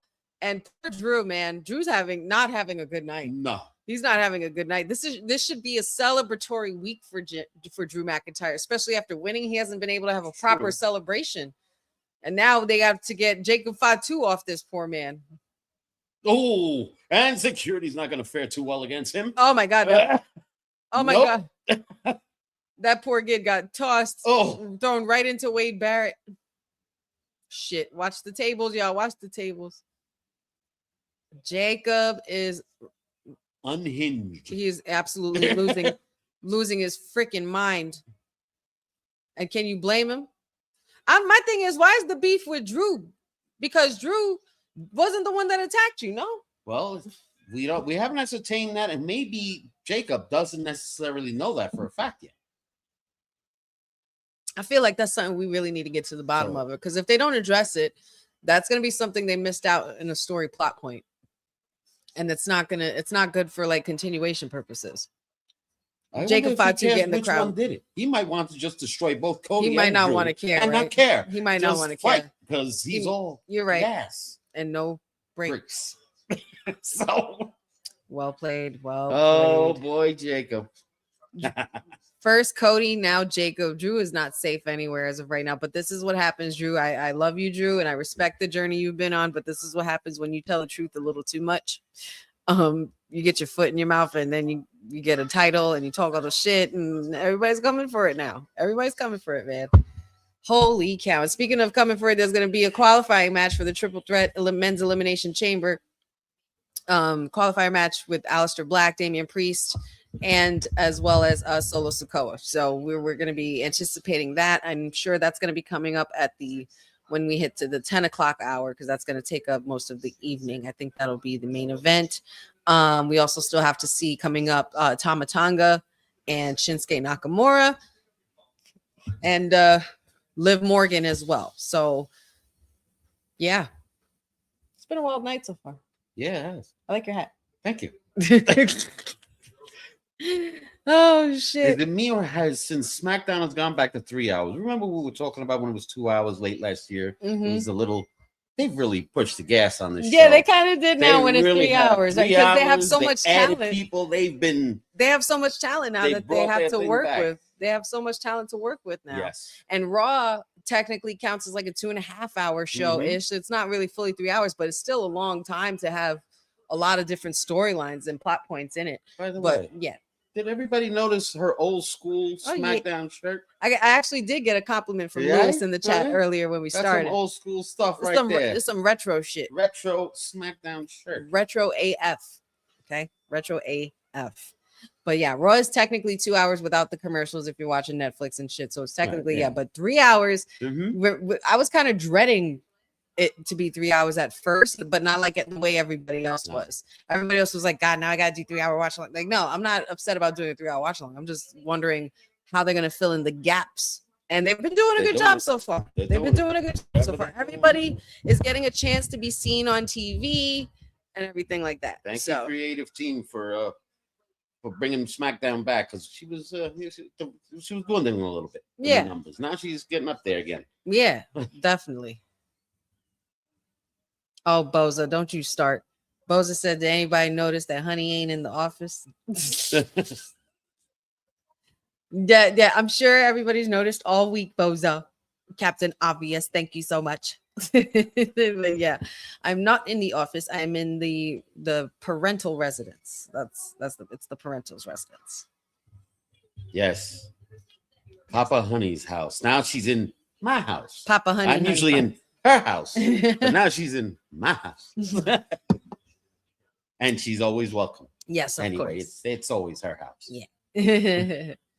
But yeah, down here in Florida, which by the way isn't it's not summertime here. It's pretty chilly down here. So it's not fully tropical. No, not yet. I definitely was wearing my winter coat still when I got off that damn plane. But oh, Lynette, you going to Puerto Rico, girl? Where you going? You going to see family, or what are you doing out there? A little vacation? Good for you. I haven't been to Puerto Rico in years. I honestly haven't been to Puerto Rico since I was a little girl, and I want to go back. I don't travel much everywhere, y'all. What do you mean? You're in Florida. Well, I don't travel often. I'm not gaining points for miles on my, JetBlue card or anything like that. Oh, wait, let's see what's going on here. Aldous and Jacob now. Are you kicking Jacob out the building? Oh, he's going to be in the qualifier for next week. So that's the second person. So Cody and Jacob are going to be in the same qualifier match next week. And he going to dog walk him. And mind you, they're both mind you, they're both getting kicked out by the same guy in the same night. And even Cody and Jacob got beef. Imagine we find them outside beating each other up in the stadium. Ah, yes. Here we go. One-on-one action. We got the artist known as Shinsuke Nakamura.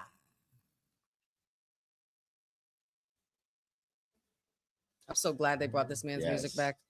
Oh,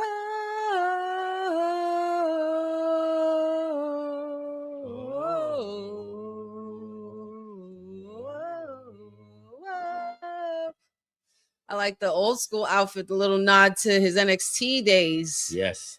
When he wore the red and gold.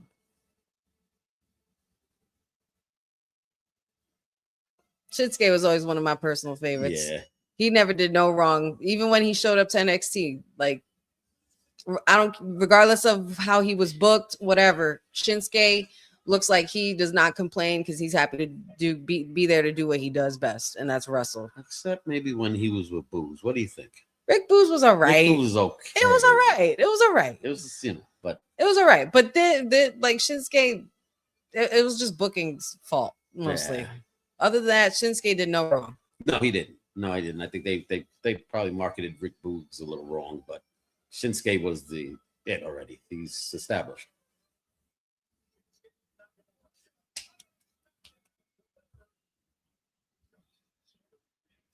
Shinsuke, and now he awaits his opponent, Tama Tonga. A little throwback nod to the New Japan days of old.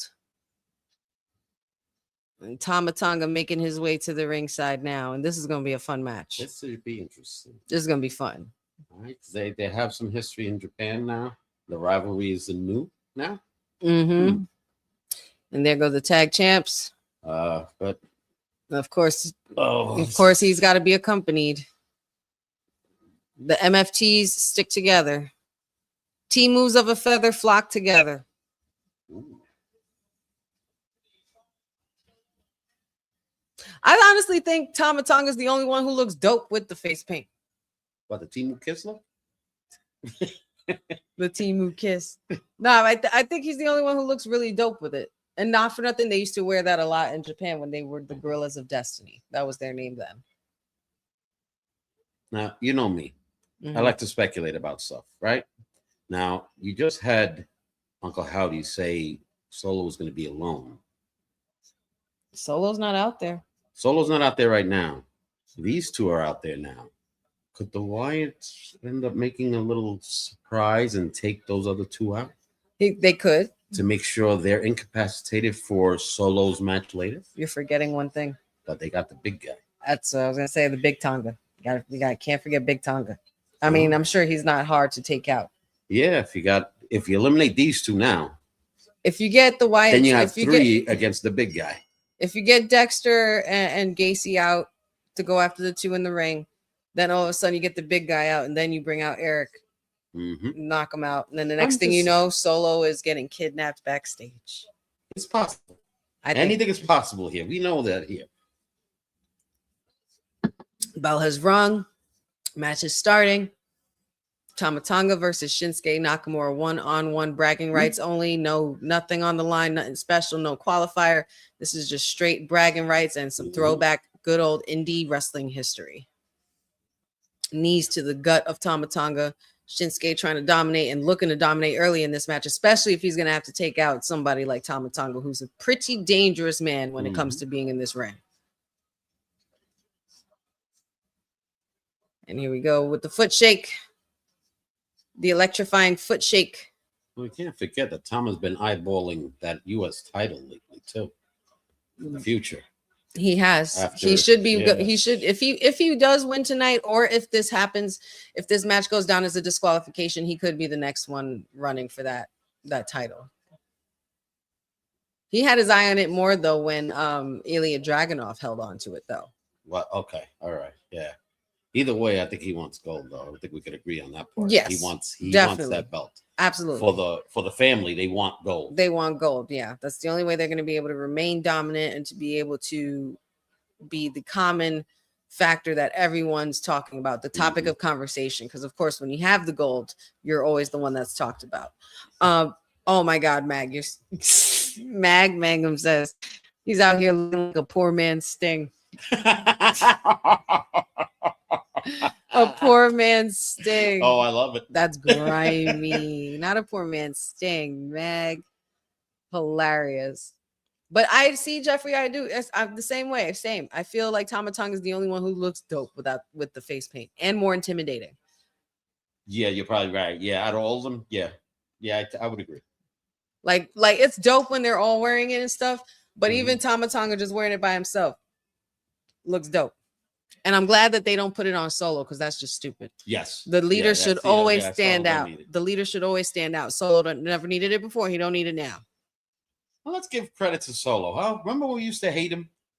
With the Timu bloodline. Now he's been doing promos. I still kind of hate him. Yeah, well, I know. Well, I know. I hate him because his little promos, his little comedic things have been. Oh my God, lately. nothing gets better than the I got tickets. Yeah, I got tickets. yeah. I got the tickets. You know, sitting in the front row. That's the Solo best. showing a little. I kind of like that for his character.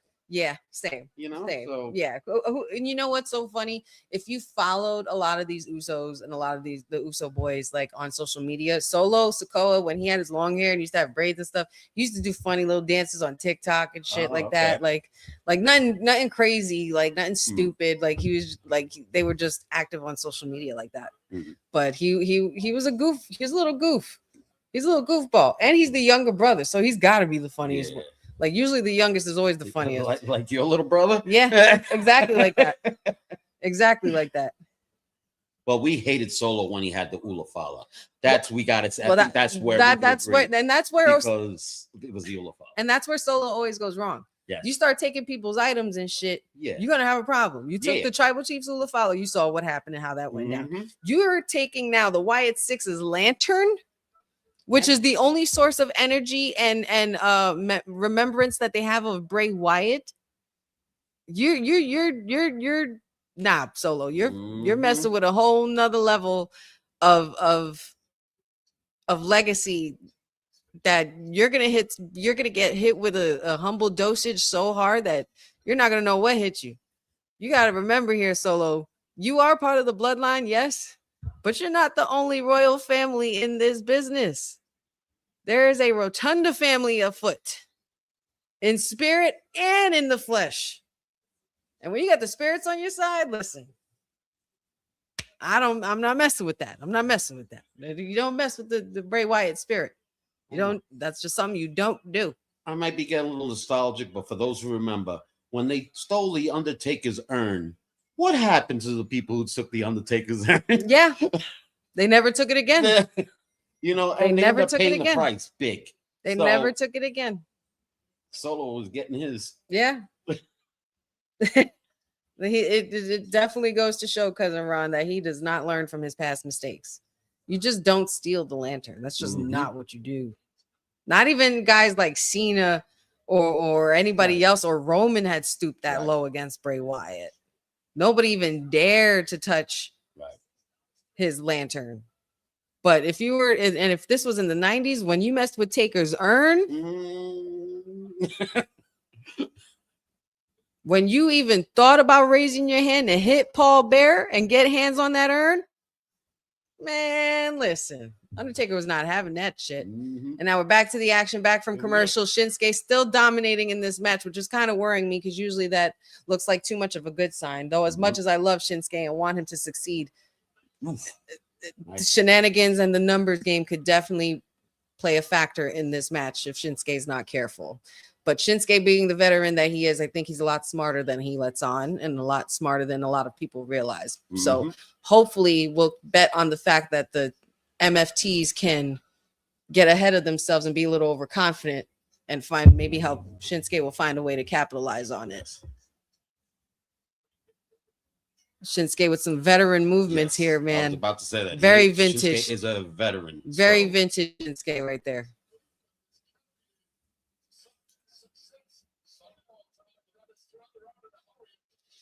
Little Kinshasa from the air. And two. Nope, still kick out there by Tamatonga. Oh, yeah. Oh, my God, Jeffrey. Yes, of course. Who could forget that when CM Punk stole the urn? He's another one. He's another one who learned his lesson. Cena didn't mess with the urn or Undertaker, but he kept calling him out and talking a whole bunch of shit. And you saw what happened because he kept put his foot in his mouth. Oh, that was, oh, I like that move. That was nasty. What was that, like a reverse inverted DDT? Some type of shit? That looked really cool. Tonight's episode is great, man. Yeah, so far.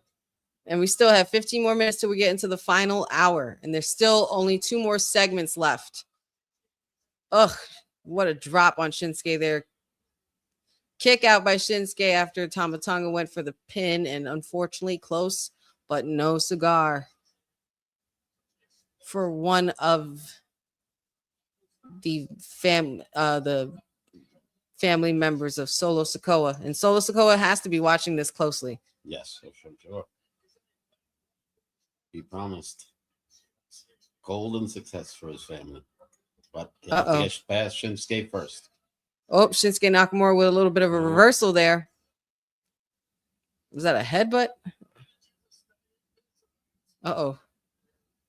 Oh, Wow, what a move there by Shinsuke. King of Strong Style getting fired up, amping up the crowd. And I think, oh God, of course. JC Mateo can't mind his business, and that's what happens. Timu Rhino. Timu Rhino, oh my God. Not Timu Rhino. Oh, that was kind of a slow DDT, but okay.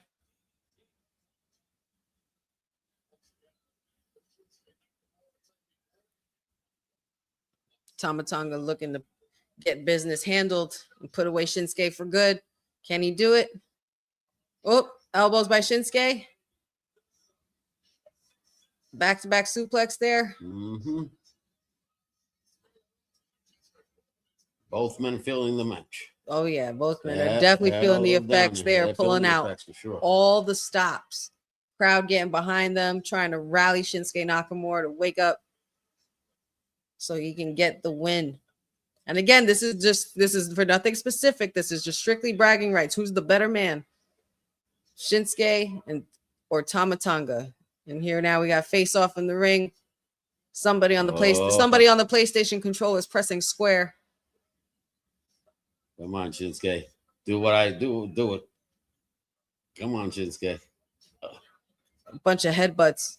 You know, when you get headbutt by a Samoan, that's not a good thing. You might as well get hit in the head with a brick. I'm surprised he didn't go down, but Shinsuke was able to get Tama Tonga down temporarily.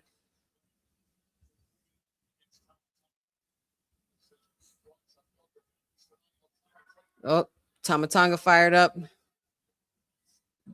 Getting real upset. Oh. I feel like there's going to be a knee to the face. What a good takedown by Shinsuke. 1, 2. Kick out by Tama Tonga again. Not enough to get the 3. And what does Shinsuke have to do? Is he going for it? Oh no, you don't. Here we go. Shenanigans have ensued. Shinsuke getting hit in the back of the head by Tama Tonga. And Shinsuke needs to do something. Shinsuke is down. He might be out. Cutthroat by Tama Tonga. 1, 2, and 3. Wow. And the winner of the match, congratulations to Tama Tonga. He has defeated the King of Strong Style, Shinsuke Nakamura, 1-on-1. Of course, not alone, because people want to play games. But that's why I hope when you guys go to the back, you find Solo not in a good situation. But okay, so MFTs come out on top for the time being. And now in backstage, we have Fraxium and Motor City Machine Guns. What's going on here? What is wrong with Johnny?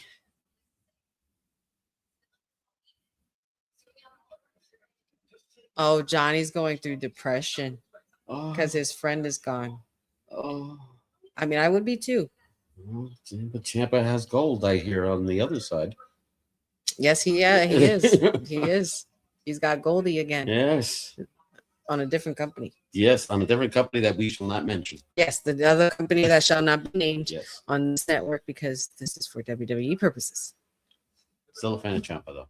Shout outs to Ciampa, though. Yeah, still always a fan. Shout outs to the Psycho Killer. Yes. It's like he's the world champ. He's the champion in another promotion, and here I am left with nothing. Absolutely nothing.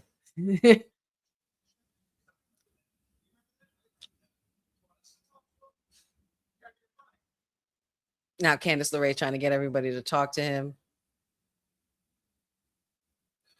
And nobody will help. He's planked on the freaking platform.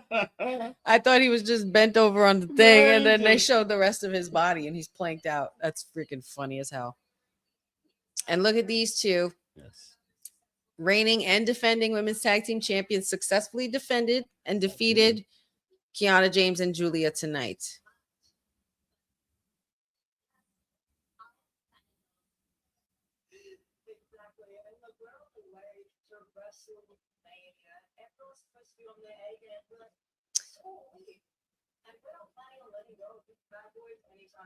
All right, well, they're planning their road to WrestleMania, and they're damn sure not looking to let go of those titles. Not Jeffrey, not John, not Johnny doing the mannequin challenge. That's funny. That boy is a real crowd pleaser. Oh boy. The bougie bullies. They're back for more. Oh, the way Nia just whipped her hair in Kathy Kelly's face, that was hysterical.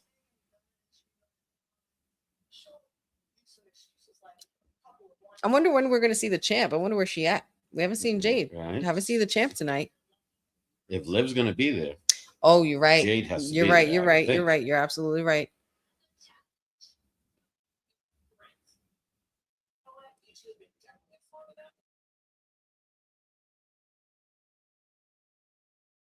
Not for nothing. Jade never got her lick back against Liv for Liv being the one to blame her attack on Naomi.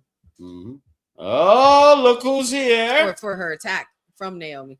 Oh, and there they are. Raquel Up with him. next, Okay. we have Liv Morgan and Miss Raquel Rodriguez, big sexy, big mommy Chola, heading to the ring, y'all. And you know what, being that we're on the topic of women in wrestling, and because also just because women in general are doing such great things in the wrestling business, we are going to briefly take a break, and you guys can refill your snacks, refill your beverages, run to the bathroom really fast as you can, because yeah, we got a lot more to cover. We have one last hour, but before we commence into the next segment for the night, please check out the Women's Wrestling Archive. Women's wrestling didn't just show up yesterday in glitter boots. We've been here the entire time, body slamming through history. The Women's Wrestling Archive launches 2026, and it's going to pave the way for all women's wrestling. Because if we don't document it, a man might think he did it first. This has been a passion project for a very long time. Head over to the womenswrestlingarchive.com to donate 1, 5, or whatever you can. It all goes a long way. Let's give these women the spotlight that they've always deserved. Her story belongs in history. Help us preserve it today. Join us at womenswrestlingarchive.com. Support the archive. Support women's wrestling. Donate today.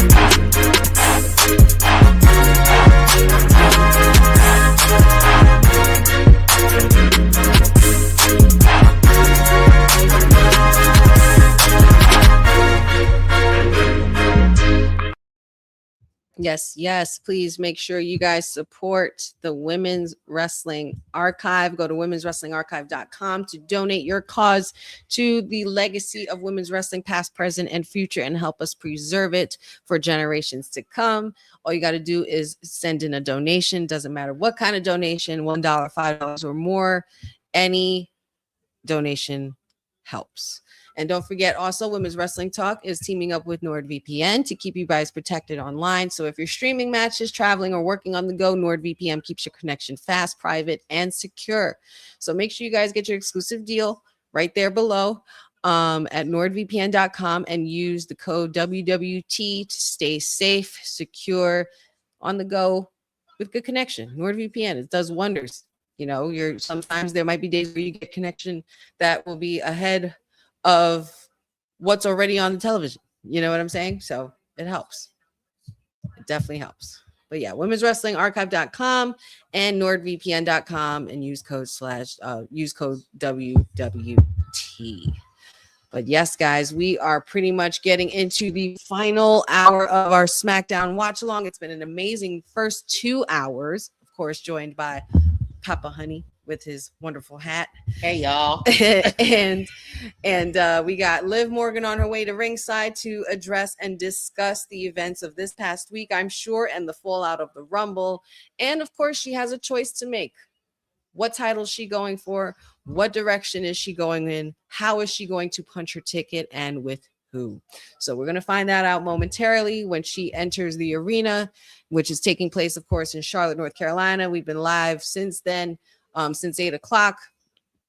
And yeah, guys, a lot's been going on. We still have also one more qualifier match, which I'm sure will be the main event of the night, a triple threat men's match between Aleister Black, Solo Sikoa. I'm sorry. It's okay. And the Viper, Randy Orton. Oh, Hey, hi, Matt Cardona. hey, look who he's with, Cruz. Look at Apollo Crews. Oh, I'm so glad to see him on TV. Protein par with chisel maps. How dare you? How dare you insult my client like this? My #1 draft pick. You speak disrespectful. Well, you know what? Matt Cardona versus Kit Wilson next week. Book it, Nick. All this. Book it. Yeah, let's book it now. I like that suit, Apollo. That jacket is dope. Yeah. He looks good. I'd rock something like that. Yeah. Oh, I'm loving that. And here we go. Nick Aldis is in the ring. I'm sure he's about to introduce go. our Rumble winner. And we're going to get into our segment of the night. I'm sure we'll hopefully see the champion Jade show up, because this will be addressed to her as well. She has to be in the loop, being that she is the current champion for SmackDown as well. And we got to see what her road to WrestleMania is going to look like. And then, of course, we got our triple threat match happening for the main event. We had a successful tag team women's match with RHIYO defending successfully against Kiana James and Giulia. Congratulations to RHIYO for retaining. Shinsuke Nakamura just lost to Tama Tonga one-on-one due to shenanigans, of course, from the MFTs. No Solo Sikoa and no Big Tonga. And we did get a message from Uncle Howdy in regards to Solo Sikoa stealing the lantern.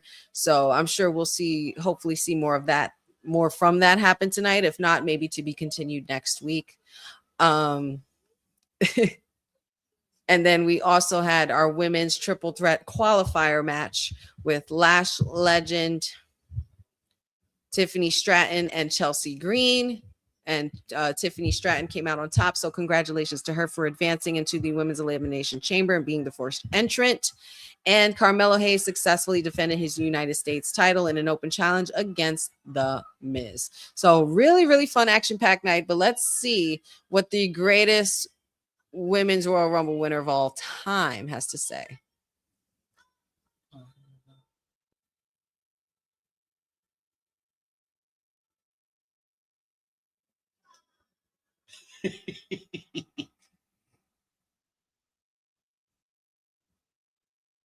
People might not want to admit this, but Liv is just as much of a fan favorite.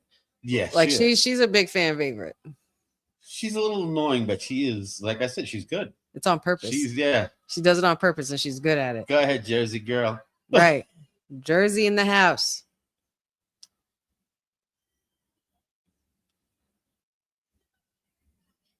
Oh, my bad, Boza. Excuse me. That was a non-title match with Melo and The Miz. Now you're a little full of yourself, girl. I don't know if necessarily Raquel is kissing her butt. I wouldn't say that. I'm just surprised she's accompanying her. Me too. Great power comes great responsibility. Hey, where do I know that from? Spider-Man, anyone? Uncle Ben? Go, Web, go. She gets to choose Stephanie Vicker, or she gets to choose Jade Cargill. And if you say her name, she might appear. So watch your mouth. Not for nothing. Both are tough contenders for Liv. Yeah. Both of them are. Equally, yes.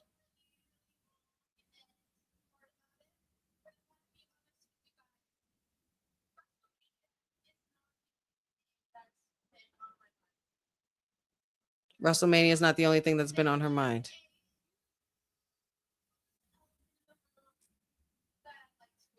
There's a huge elephant in the room that she wants to address. Oh.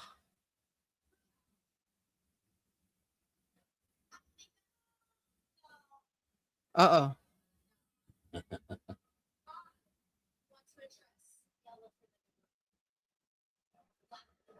Oh, Uh-huh. and before we can even begin to start the drama, the storm is a brewing, and she has now arrived.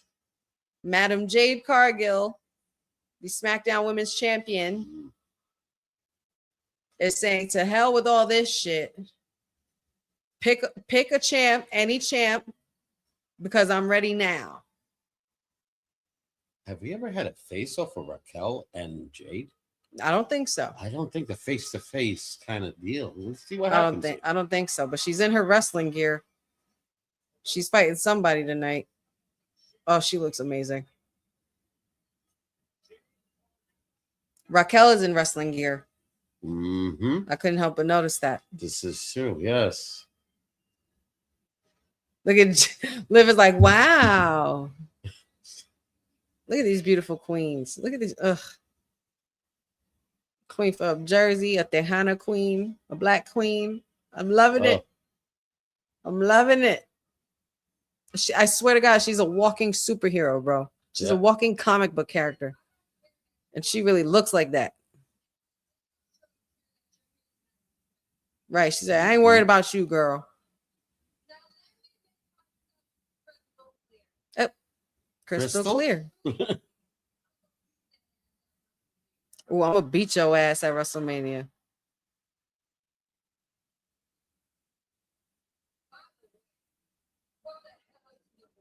Ooh, now that's the face-off I want. I have a feeling Liv is gonna make a match for her right now. Yeah.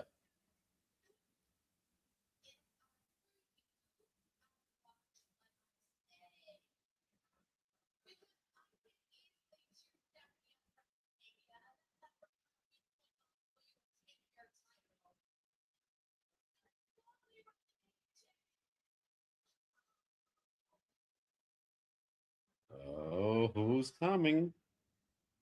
Oh, Jordan Gray, the juggernaut. Oh, shit now. There's a lot of meat in this ring. Yeah. No bread, no water, no potatoes, just meat. It's meat. Mm-mm. Liv is so annoying.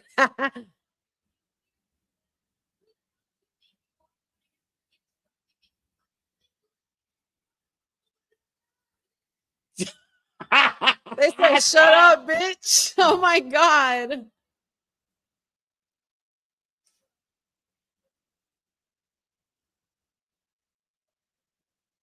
Are we going to schedule a tag team match? Impromptu? I smell it. Impromptu tag match? Because you know Nick Aldis loves drama. Yep. To fight.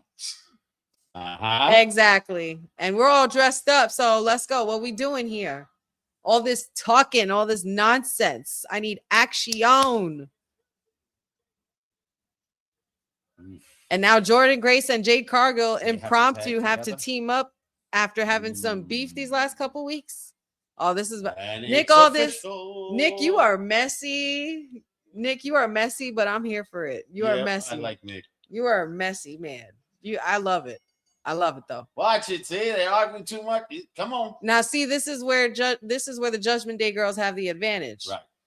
Because they've been together and they have the chemistry and everything like that, regardless of whatever elephant in the room they were about to address. Jordan Grace and Jade Cargill can't stand each other, and they've never tagged before with each other. So, ooh, look at the way she nasty little spine buster there. Let's go. I'm here for this Jade Cargill. So stop bickering, girls. Later. Time for that later. Look at them both. They look like comic book characters, man. They're amazing. Well, all right. Shit. All right, y'all. Oh, yeah, man. Where's Booker? Oh, yeah, man. Where's Booker when you need him? Oh, somebody, right? Shuck it, duck it, quack, quack. Jeff, you know what, Jeff? You got a point. Give Nick Aldis a vacation after this episode, because this is a pretty decent episode. Depending on by the end of it and what the results are, I'll let you know if it's a decent episode. because there's still a lot to cover. We have this match now that's about to happen, which is probably going to go for like a good 15 minutes, another commercial or two, and then we're going to get into the final event of the night, which will be the men's triple threat for the Elimination Chamber qualification. So, yeah. Nick has been holding it down pretty good. It's his counterpart over on Monday nights I'm worried about. At least he's been able to, keep shit together and be less chaotic. Yeah.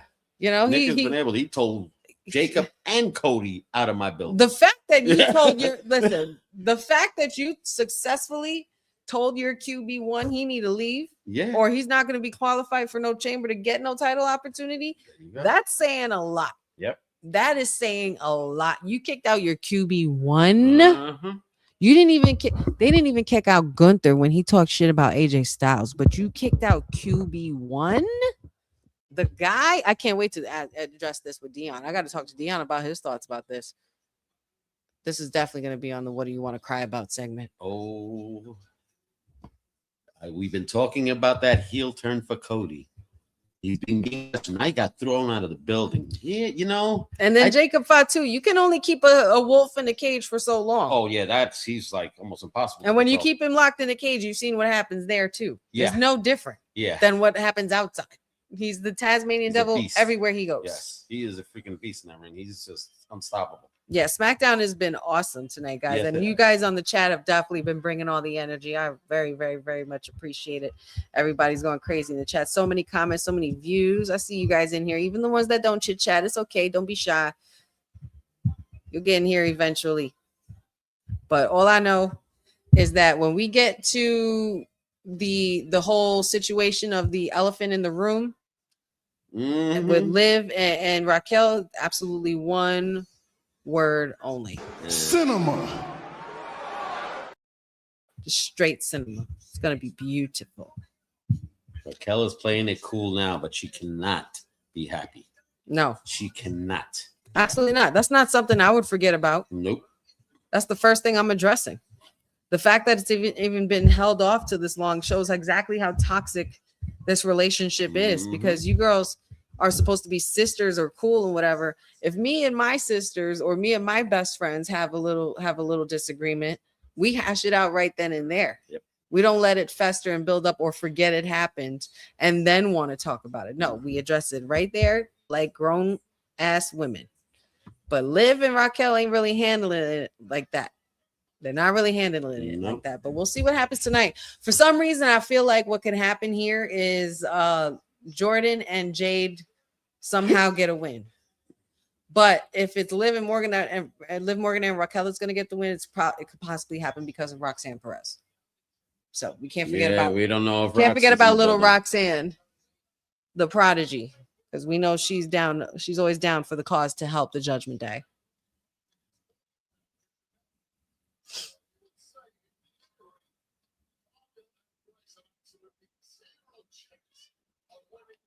Gas Mask says muscle mommies for the win. Guys, let me know in the chat. Let me know who your pick for this match is. Who you guys think is going to win. Will Liv and Raquel still stand the test of time and live to see another day? No pun intended. Or will we see Jade Cargill, the unexpected in Jade Cargill and Jordan Grace, and will they succeed in defending the former tag champs? Considering that they have beef with each other, because they both want the same belt that Jade has around her waist. So only time can tell. Excuse me. Bless you. Nice takedown there by Raquel. Oh, too soon. Too soon for that finisher, Raquel. Yeah. Back to the drawing board. Here goes Liv with the tag for Liv. Attacking Jordan Grace. This is big, man. We're seeing a former TNA superstar.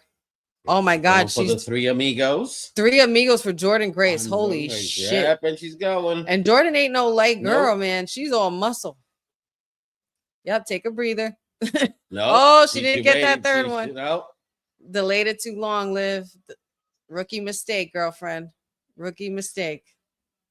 And you're no rookie. But Jordan Grace got some very big veteran tendencies, and we know she's a very experienced champion, being the former TNA Knockouts champion for a long time, and taking over the Indies as much as she has. To see her on WWE soil is quite something. She's had quite the evolution.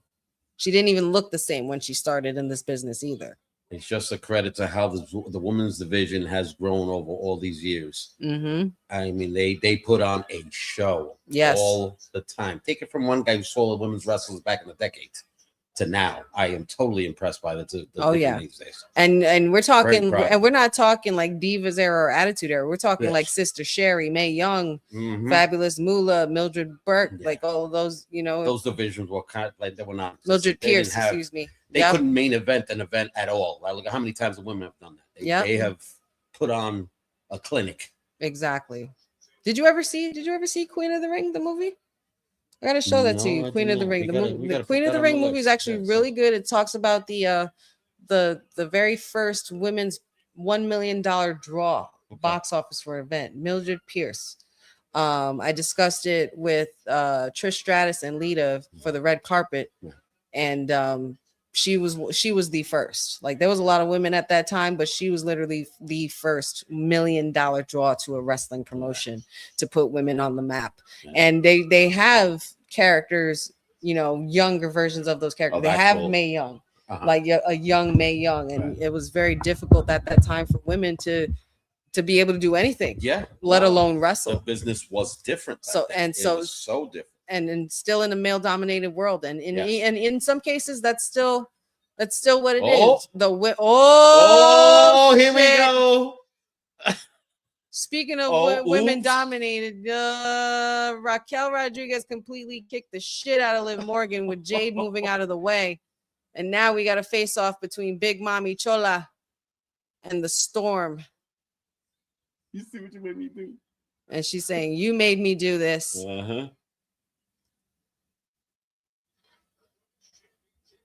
Oh, Jordan Grace pushing Raquel Rodriguez into Jade for the pin. I called it. Oh, Jordan Grace and Jade Cargill for the pin, but at the expense of Jordan Grace taking out Jade Cargill, using Raquel Rodriguez as a weapon, but they somehow did it. And it looks like both of them are giving each other the nod of respect that for once they were able to put their differences aside. Insane. Now there's the look. But here we go. Now who wants to talk about the elephant in the room? Yeah. Oh, Liv, you don't like that, huh? Oh, but did it twice to Raquel. Oh boy. It's good for the goose, it's good for the gander. I'm sorry. Don't be so mad. I don't know. Oh man, that's no bueno. Yeah. That is no bueno. A win is a win, though. Jordan Grace and Jade Cargill were able to get the job done. Congratulations to them on the win. And now we have one more main event, y'all. One more match. Oh, nobody cares about the Sami Zayn match. It's over. It's done with. Nobody cares. You know, Judgment Day needs to get themselves together. Poor JD is gone. The glue that was Carlito is gone. Yes, I like Carlito. I don't know what everybody says. I don't know, but he was Carlito comedy was magic in that clubhouse. He was. And all, you know, it's just the girls. It seems like the only ones that are holding it through. The girls are running it now. The girls run Judgment Day, and Dom just came back from just being out injured, so he hasn't really been around. Right. So it's just been Finn playing video games and then challenging CM Punk. Well, Finn is also put out a vignette on Monday talking about, you know, regaining the respect of this division. He did say so maybe we're gonna be pretty much done with the video games, because not for nothing, I'm done with the video games too. Yes. I want my demon back. Yeah. I want my prince back. I want him as the champion again. I want him even in a face-off with Roman, because Roman, when he gave up the title, one of the people he promised for an opportunity was Finn Balor, because he lost it in a night. He wasn't even able to hold it that long. You want to talk about Drew McIntyre getting screwed and holding a title for too short of a time? Yep. Finn Balor only had it for a night. And mind you, when he acquired it, he wasn't even able to lift his arm. I mean, just the pop. Let's see anybody else out there agrees. The pop that Finn Balor got when he brought in his old theme music of the Prince. Oh yeah. The pop that he got was just amazing. Yeah. Finn and Punk most likely will be happening at the Chamber, and I hope he brings the music with him too. It's Trick Willie. Trick Willie and them lemon pepper steppers.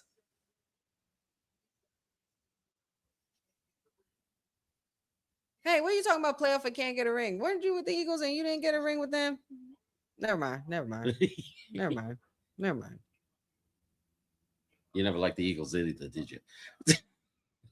No. Me neither. It's the wrong side of PA. Pittsburgh is the right side. I don't know about now, but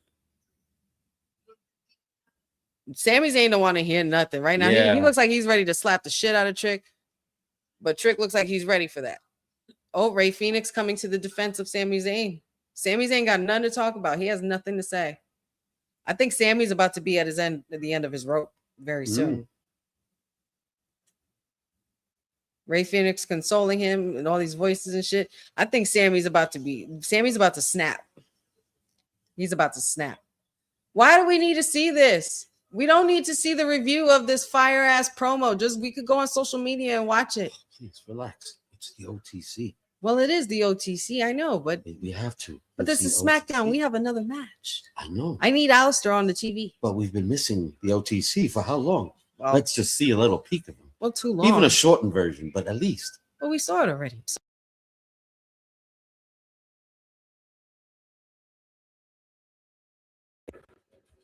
Oh, hell no. The new Scream.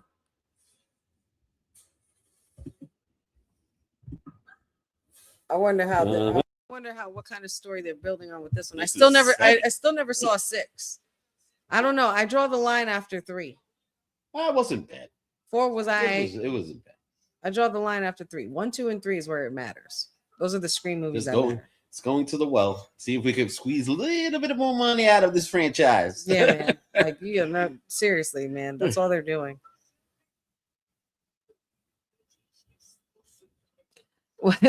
Boza, will Honey fly to Chi-Town if Alistair qualifies? Listen, I just might.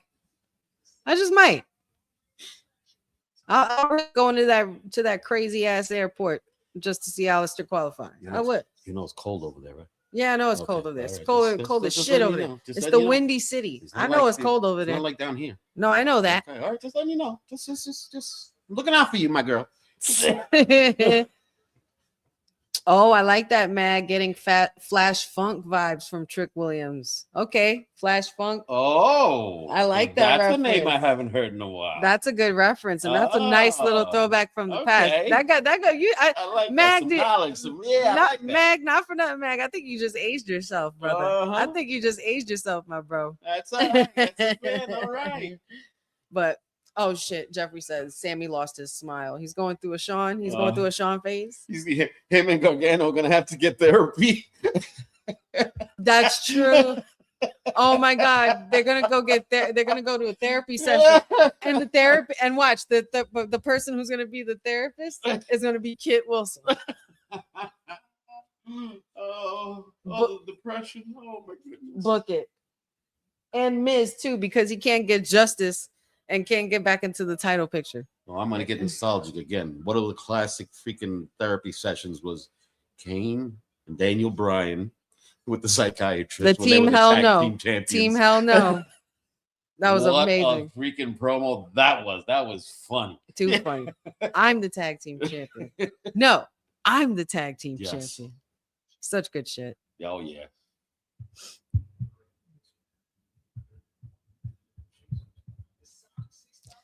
Kit Wilson as a therapist would be hilarious, right? See, yeah, I think that's exactly that's something that needs to be written. Being toxic. Yeah, no, I like that. I like that. Or if they go through some Uncle Howdy therapy, that might change their life too. Well, that's a little scary therapy. But nevertheless, he went to therapy.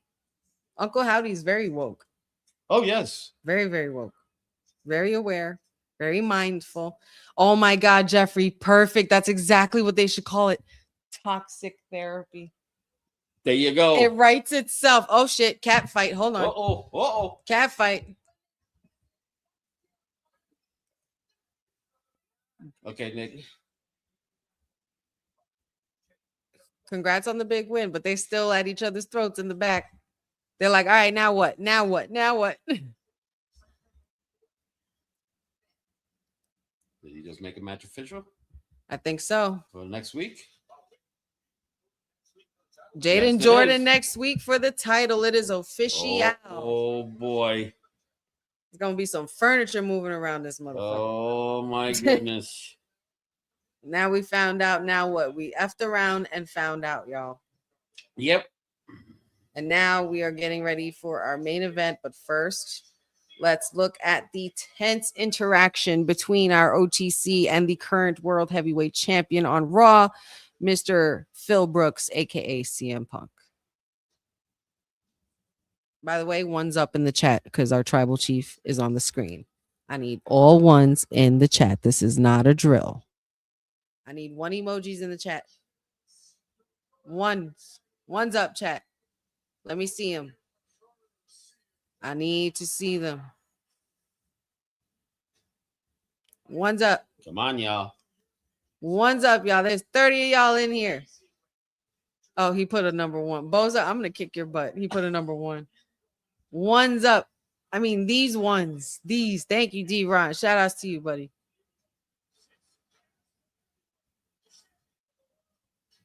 Heavyweight champion of the world. This was a crazy interaction. Like, I ended up watching this shit, and I'm like, can we have the match tomorrow? Thank you, Mag. Mm-hmm. And not for nothing, was anybody getting into Roman's necklace, that black diamond neck? Yo, how much that gonna cost? Shit. I'm sure it must cost some pretty big dollars. Cost somebody's college fund. Oh, hell yeah. Gas mask, shout outs to you. One's in the chat. Let's go for our OTC, our tribal chief, the one and only. Look at the history they're showing. My God, look at that. Roman looks Roman so and CM young. Punk have had history for a long time. They both looked so young then, too. And that was when Punk shaved his head. Yep. Yes, Ryan. Thank you for the ones. Right. Well, I learned from you is what not to do.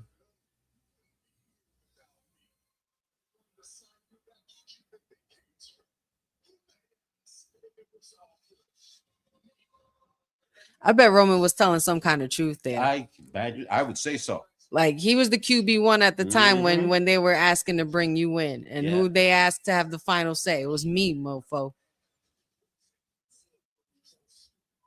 Zebros or some stupid shit like that. That shit, I was like, oh my God, Roman.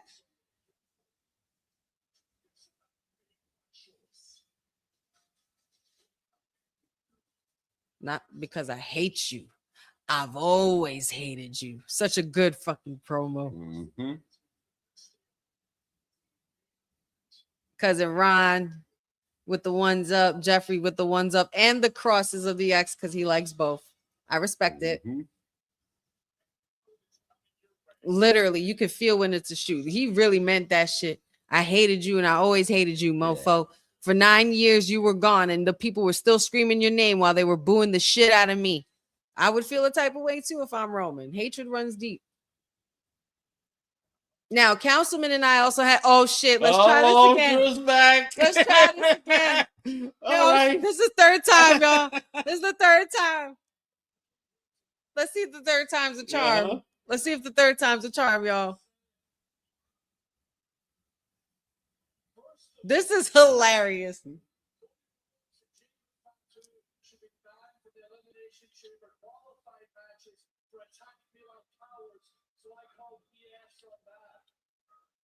Yeah, for attacking him like cowards. Drew would never do that to someone. No. He would attack you to your face. No. Oh, yeah, sure.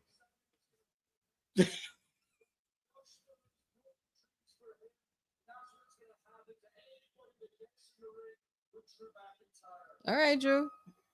Giving the whole locker room a warning once There's again. still one person in the arena who could spoil this for him. Oh, he's talking about Roman again, too.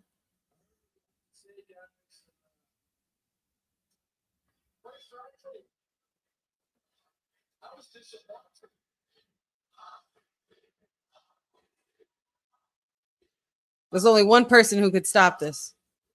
Kit Wilson. All this masculine toxicity.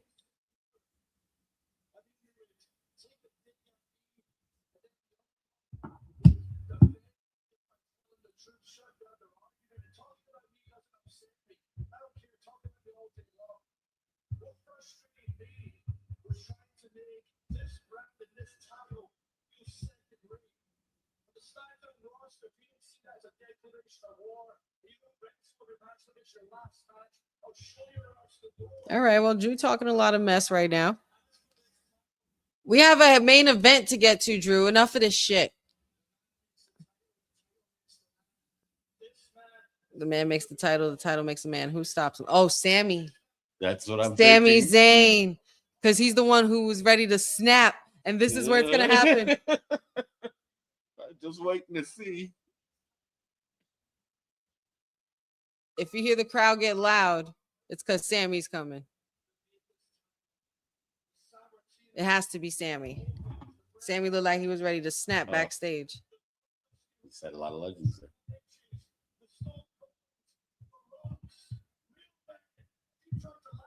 Real men, he said.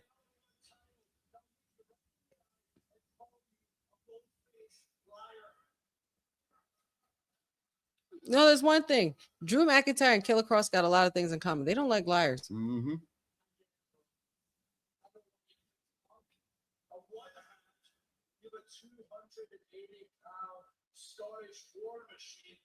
And on the other hand, you got that tattooed sociopath, Fragile Phil. Fragile Phil. Not Fragile Phil. When you two are out there acting like a couple of little boys and Aura farming. the entire rosters claiming over each other to get in that chamber for the right to face the #1 champion, the undisputed champion, the real best in the world in the main event of WrestleMania. All right, Drew, you better talk your game, boy.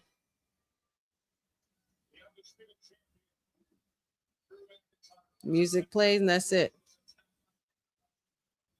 I feel like a haluva kick is coming or something. Yeah. Oh, Trick Williams music just hit, y'all. Oh. Whoop that Trick. Uh-huh. Uh-huh. Oh, boy. Oh, yeah. Uh-huh. Yeah. This is about to I pick like up, it. man. Oh, yeah, man. Oh, yeah, man. That's Trick. Trick Willie. That shuck it, duck it, quack, quack. He's the perfect man. He's the perfect man to start being a thorn in Drew's side. He's the perfect amount of annoying and cocky that you need for Drew right now.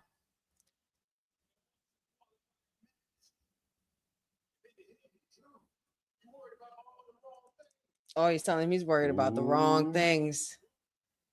He's worried about Roman Reigns, worried about Punk and all these other names where you should be worried about Mr. Lemon Pepper Steppers, Mr. 1-800. Whoop that.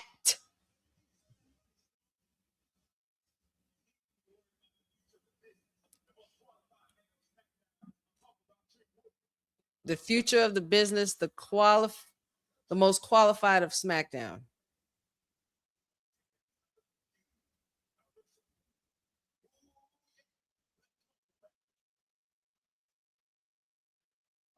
Yeah, where's Booker T when you need him?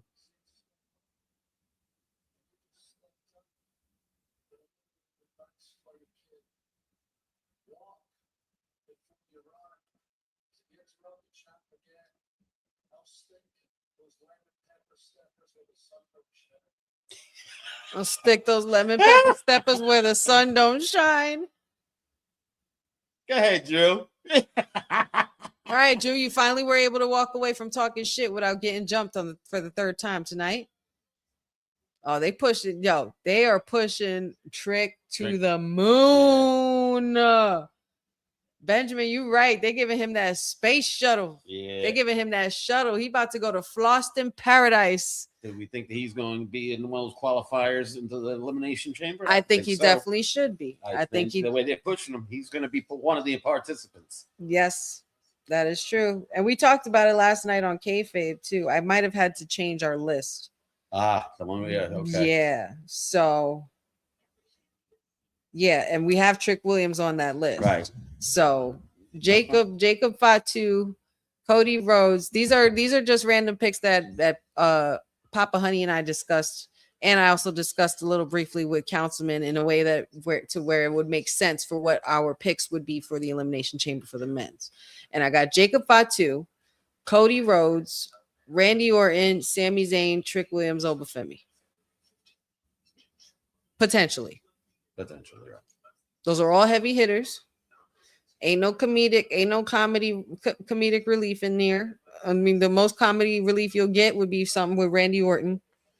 But I feel like those would be good 6 names. Mm-hmm. But if Cody and Jacob are in the same qualifier, only one of them would win, and then my list is null and void. If they're smart, they're going to keep them off on separate ones. Because you'd want to. You need to have them. Yeah, you want to have that in the Yeah. chamber because shit's gonna get messy. Yes, it will. And then not to mention all the shit with Drew and everything like that. Drew could get involved and things like that too. So yeah.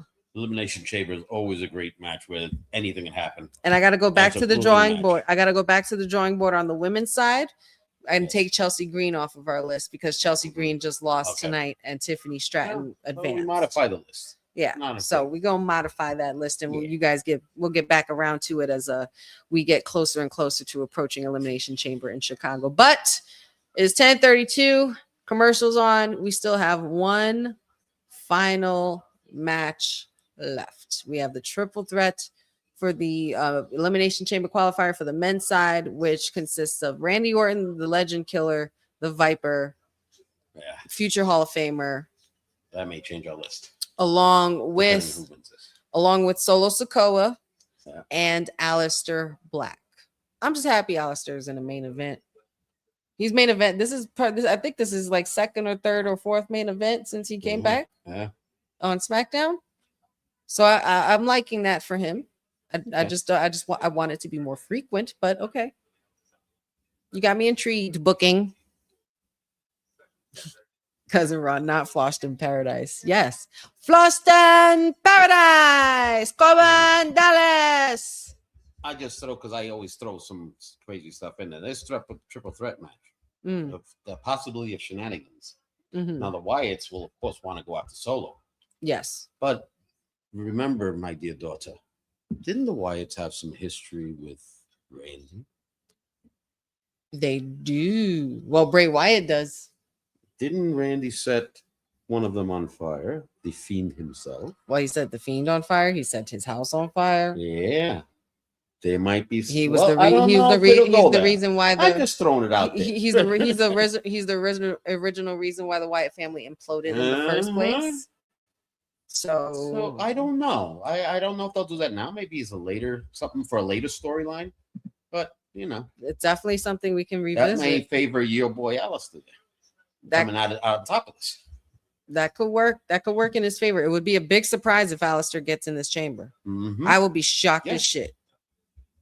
I would be so happy. I would be elated, but I'd be shocked as hell. Well, somebody heard you complaining. Triple H's phone has been freaking ringing off the freaking hip. They have no choice. They have no choice because they know that I'm relentless. He's like, all right, honey is freaking too much for me. Just give her what they she wants, know baby. I'm relentless. I did the same thing when I kept saying I want Moose versus Oba. I want Moose versus Oba, and it happened. I want Matt Cardona on SmackDown. It happened. Aleister Black needs to come back. It happened. You're very persistent. I wonder where you get that from. I can't help myself. Yeah, I know. I wonder where she gets that from. You point, I whistle. Next week, women's championship match, Jade Cargill versus Jordan Grace. We also have Ray Phoenix versus Trick Williams next week, as well as the women's tag team championship on the line again, with RHIYO defending it this time against the Bougie Bullies in Lash Legend and the indestructible force, Nia Oh, Jax. Next qualifying matches will consist of ooh. Alexa Bliss Jr.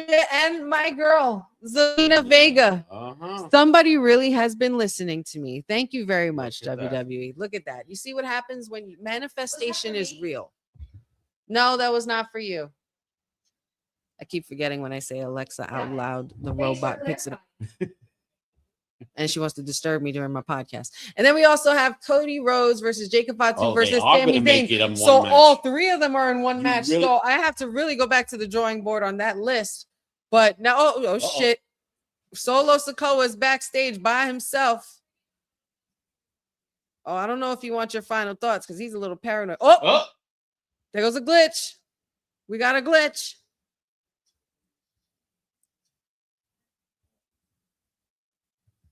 Oh boy. Oh, and he's gonna carry the lantern outside, boy. Oh, the Wyatts are definitely getting involved. He is scared. No family around and no big Tonga. Oh shit. I'm not happy yet. I'm not happy yet, Jeffrey. I'm getting there. Yeah. It's a work in progress. And we got to go back to the drawing board on the men's elimination for next week because Yes, we Cody, do. Sammy, and Jacob in the same one. Yes. It's got to be Cody or Jacob or Sam. Who? I don't know. I don't know. And then you have the shenanigans of Drew. Yeah, that can mess with that. We have to We don't know what's going to happen. This is going to be interesting. We have to further Yeah, this is discuss, and we have to go back into the war room and find out what we're going to do with Imagine if this. Cody is eliminated from the Elimination Chamber match. Where would his head go then?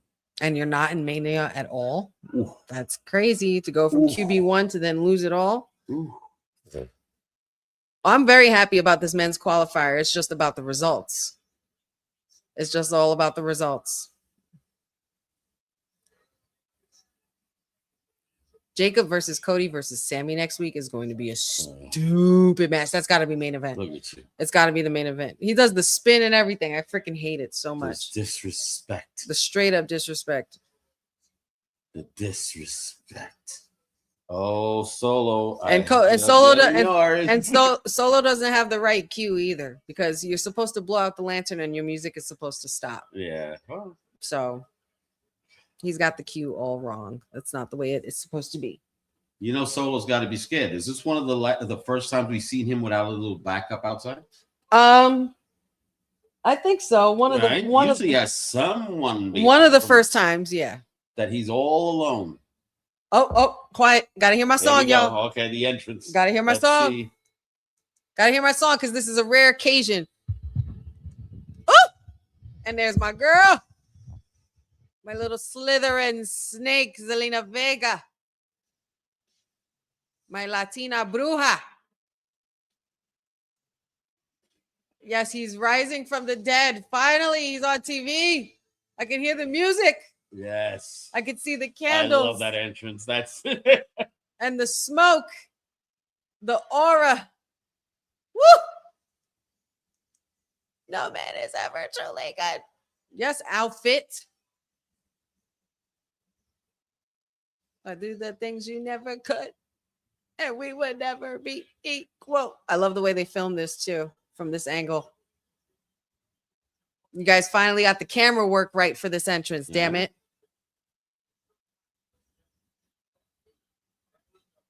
Your favorite dark romance couple is in the building, y'all.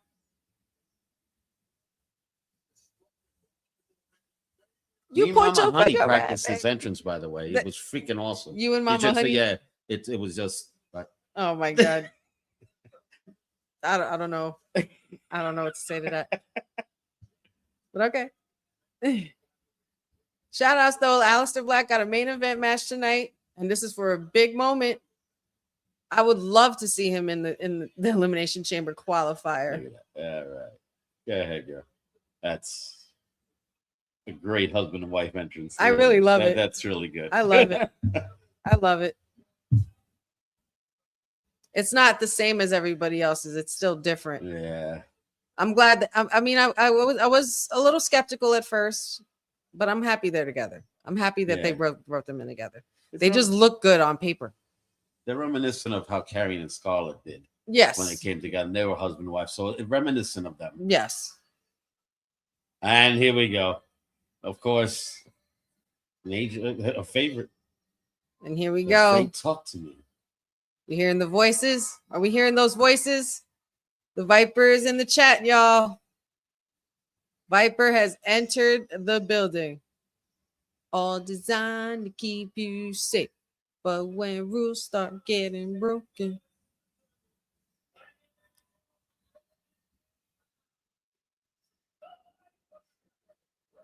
Oh, that was so cute. You saw that kid? He said, I'll sign it when we're done, after we're done. And she was like, uh-huh.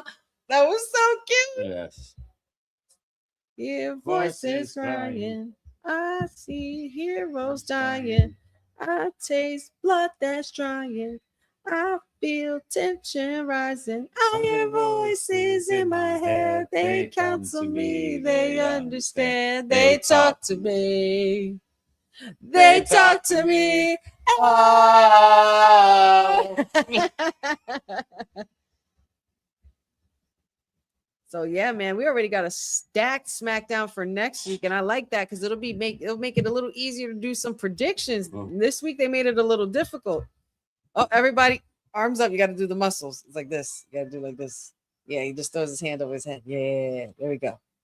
Got to get it right. Got to get those arms right. If you guys see my socials, you've seen the clip of me and Dion talking about the discussion and the evolution of Randy, not only Randy Orton, but his pose. And when he decided to get the arms right. Now, this is a big deal, man. Now we got 20 minutes, about 20 minutes for this match. Probably 3-4 commercials they're going to squeeze in this motherfucker. And look at Trick Williams watching from the sideline. They're really booking this, man. They're really booking this, man. And I love it for Trick. Damn, Alistair, did you get more work on your fucking body, dude? Right? Did he get more ink? There's some dark.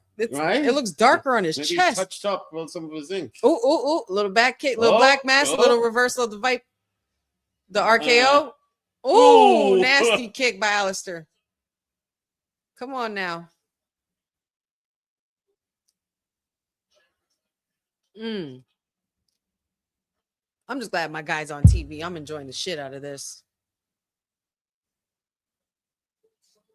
Now, what's tough is that with the triple threat, you got to stay on top of your game because anybody else could be anybody else could be an easy distraction. Elbow by Alistair Black. Looking like he's going for a moonsault to the outside onto Solo Sikoa. Let's go. Oh, shit. Oh, blocked it. Veteran Alistair with the elbow to the head. Staying on top of it. And Alistair's already a little dominant in this match. Oh, yeah, I love it. Yeah, I love it. Trick is going to play a part in something there. Trick could probably ruin it for Alistair. And then we see a program between them. Randy. Didn't Randy give him the RKO? That's true. He did. Maybe he wants to cash in on that receipt. So you're trying to say, and then Uncle Howdy distracting Solo. Are you saying that Alistair could possibly? Maybe some. You saying that Alistair could win this? Is there potential That's here? what I'm saying. Don't get my hopes up. That's what I'm saying, baby doll. That's what I'm saying. Papa Honey's getting my hopes up, y'all. If Alistair wins this match, his equipment is gone. And the most I'll have is the mic in my hand. I will be screaming my lungs out. So please make sure you guys adjust your volume towards the end of the stream. I can't adjust the volume here. Can't make any promises on the volume. She may knock me over. I mean, it's happened. Yeah. It's happened before.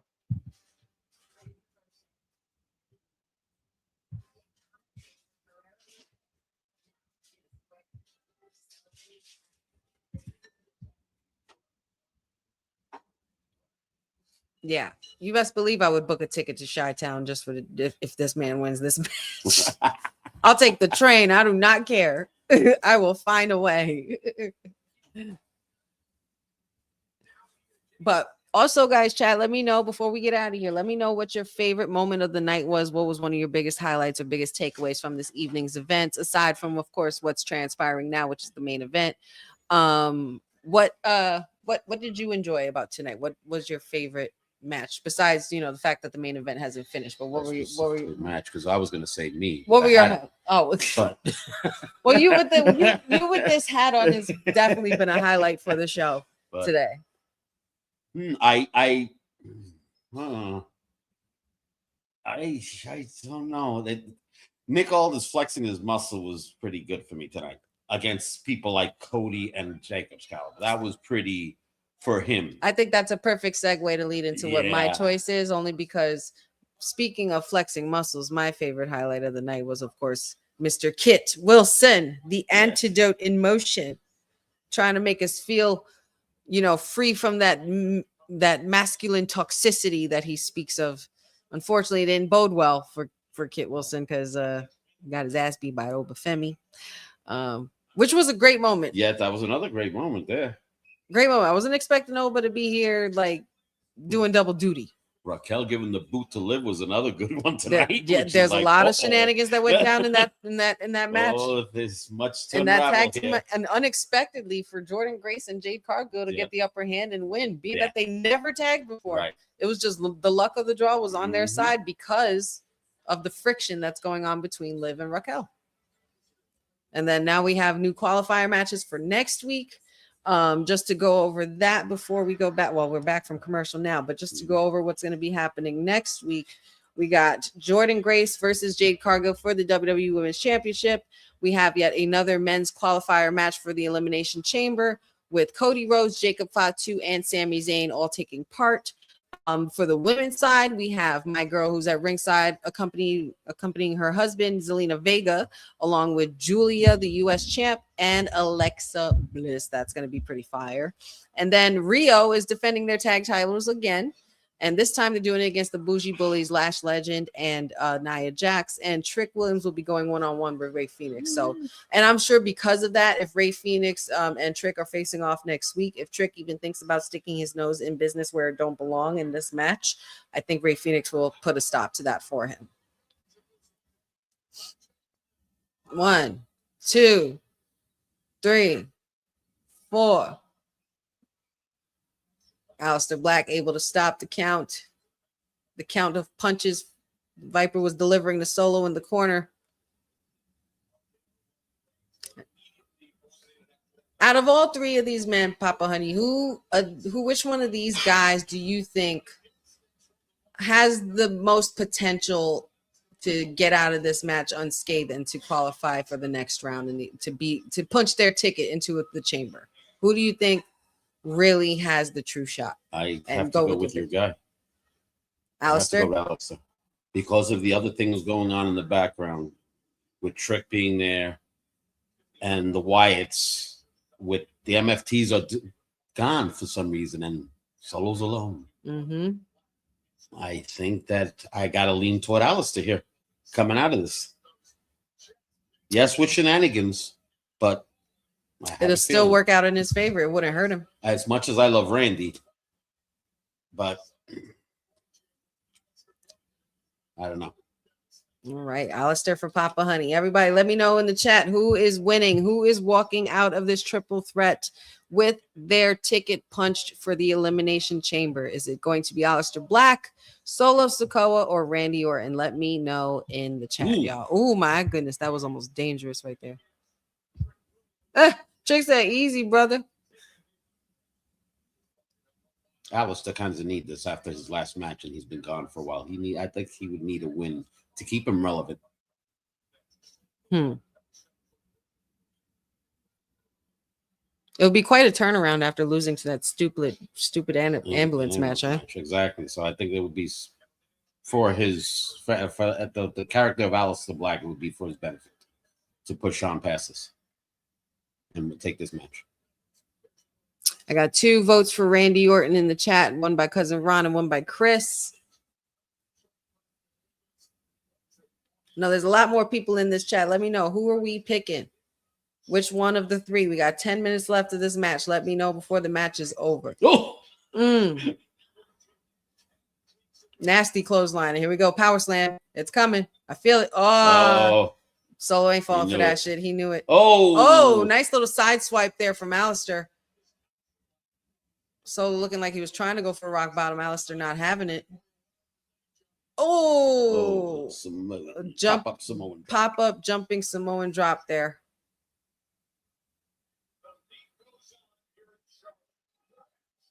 Kick out by Alistair Black. And now we go to the side-by-side commercials. There you go. There's your dates to clarify for sci-fi. Oh, yes. For the 30, next 2 13, weeks, 2 24. weeks event, SmackDown's going to be on Sci-Fi again. Don't forget, guys, February 13th and the 20th on Sci-Fi at 8, not the USA Network due to the Olympics. So make sure you guys tune into Sci-Fi for the next 2 Fridays for when we have our watch along, so you don't miss the rundown and the play-by-play of everything SmackDown, especially with me. Solo still dominating in the corner, going after Randy Orton with some punches. He's got both Randy and Alistair sitting in the corner, and this can only mean one thing. Somebody's getting squashed. And it looks like it might be both of them. Boom to Alistair in the corner. Boom to Randy Orton in the corner. And Solo's absolutely taken over this match. And it looks like things are working out in his favor so far, or so we think. Let's not forget, Trick Williams is still outside at ringside. And we also have a lantern in Solo Sikoa's possession. That really needs to go back to its rightful. That needs to go back to its rightful owner. Period. Absolutely. Boza says Alistair. Guxigu says the black mass is so beautiful. I believe that's a great. Yeah, it's a fantastic finisher, and it all depends on the execution of who's doing it. Let's see. Jeff says Solo. Alistair Black versus Penta would be fire. I would love to see that in the future. Let's see. Mag says he'd like to see Alistair win, but he thinks that Randy probably will be the one to come out on top. So we shall see. Alistair and Solo are still in the ring one-on-one. Solo with a quick chop, Alistair with a quick elbow and a headbutt by a Samoan, and you know that hurts. Looks like he's bringing Alistair to the top rope, to the top of the corner here. 8 more minutes. A lot of things can happen. 8 more minutes. So much can happen. As long as they need some room, we need Uncle Howdy. If Solo wins, then Uncle Howdy will show his face. If Solo loses, either way, something's going to happen. Alistair and Solo spending a lot of time here on the top rope. Some dangerous red district areas here. Okay. Solo Sikoa is down. Randy Orton picking up the pieces while Alistair is still remains on the top rope on the other side of the ring. Randy Orton looking to pick up where Solo left off before Alistair can even come up with a reversal to kick him, to stop him from capitalizing on the situation. Alistair being very crafty and using his surroundings. Enough with the commercials. Nobody cares. Really. Nobody cares about Arby's. I don't think I would ever eat at Arby's. Me neither. Not anymore. All right.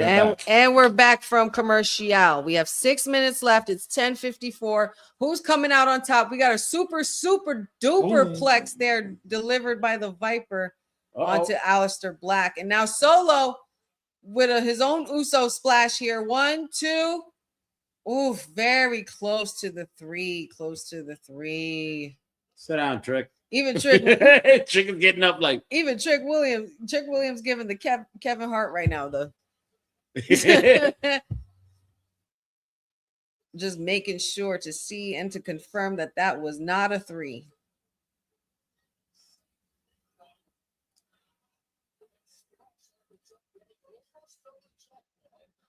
And the crowd getting a "This is awesome" chant in. And honestly, this is pretty awesome. It's an awesome match between 3 talented individuals, all with potential to go for a championship. Mm-hmm. Alistair throwing some elbows, Solo throwing some headbutts, Alistair throwing some kicks, Solo throwing some super kicks. Oh, looking for a stank face? Are we looking for the Umaga?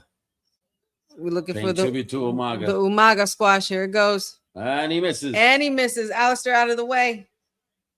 Can Alistair capitalize? Meteora from the top. All right now. Ooh, Oh shit. there's Clothesline Randy's by back Randy. in. Oh, Alistair's about to take some work right now. Here comes the power slam. Oh, Oh, well boy. executed. Here we Well go. executed. And the Viper, the veteran, the legend killer. Uh-oh. I think he's, oh, I thought he was hearing voices, but he was hearing voices before, but Solo, oh shit. We're trying to get Vintage Orton on the ropes. Solo was able to stop it. Up, somebody's getting thrown on that table. Oh, Solo's dropped. Do it again. Do it again. Break that shit. Oh. One more. Break it again. Here comes Alistair. Watch him. Oh, no. Alistair. Oh, cheap shot to the eye. Did he give him the Roddy Piper? He gave him the Piper. Oh, shit, Alistair. Oh, Randy got enough to go. I was going to say, the table got a break, no? Does he have Alistair down there for good? Trick Williams, you better sit your ass down. Alistair just keeping an eye on everything, making sure y'all don't step out of line, stay in your lane. Madam Zelina and Mr. 1-800 whoop that. It looks like we're going to be going for a Vintage Orton here on the ropes. Poor Solo Sikoa. Nasty DDT. And now here we go. The voices are starting to turn. And I think Randy is hearing them. Here we go. And here we go. The Viper's getting ready to strike. Will he succeed? Oh, that was a kick to the face. Oh. Shit. Rock bottom by Solo. 1, 2. Woo! I thought that was 3. I thought that was 3. I was about to be so upset. I thought that was 3. We got 3 minutes, y'all.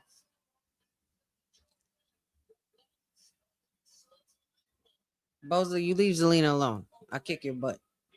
What do you say about Zelina? He says Zelina's crying. So what's she crying? She want her husband to win.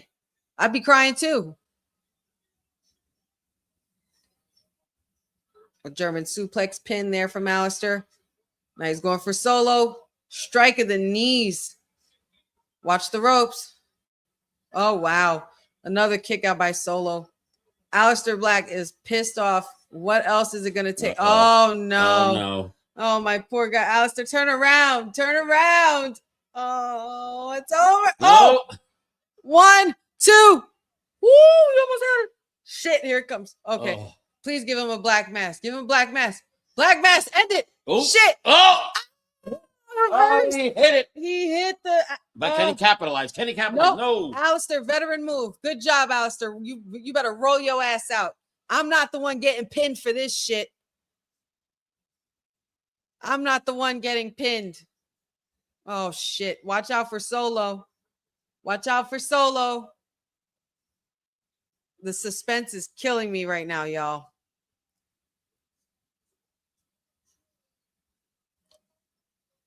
Viper is not turning around. We got 1 minute, bro.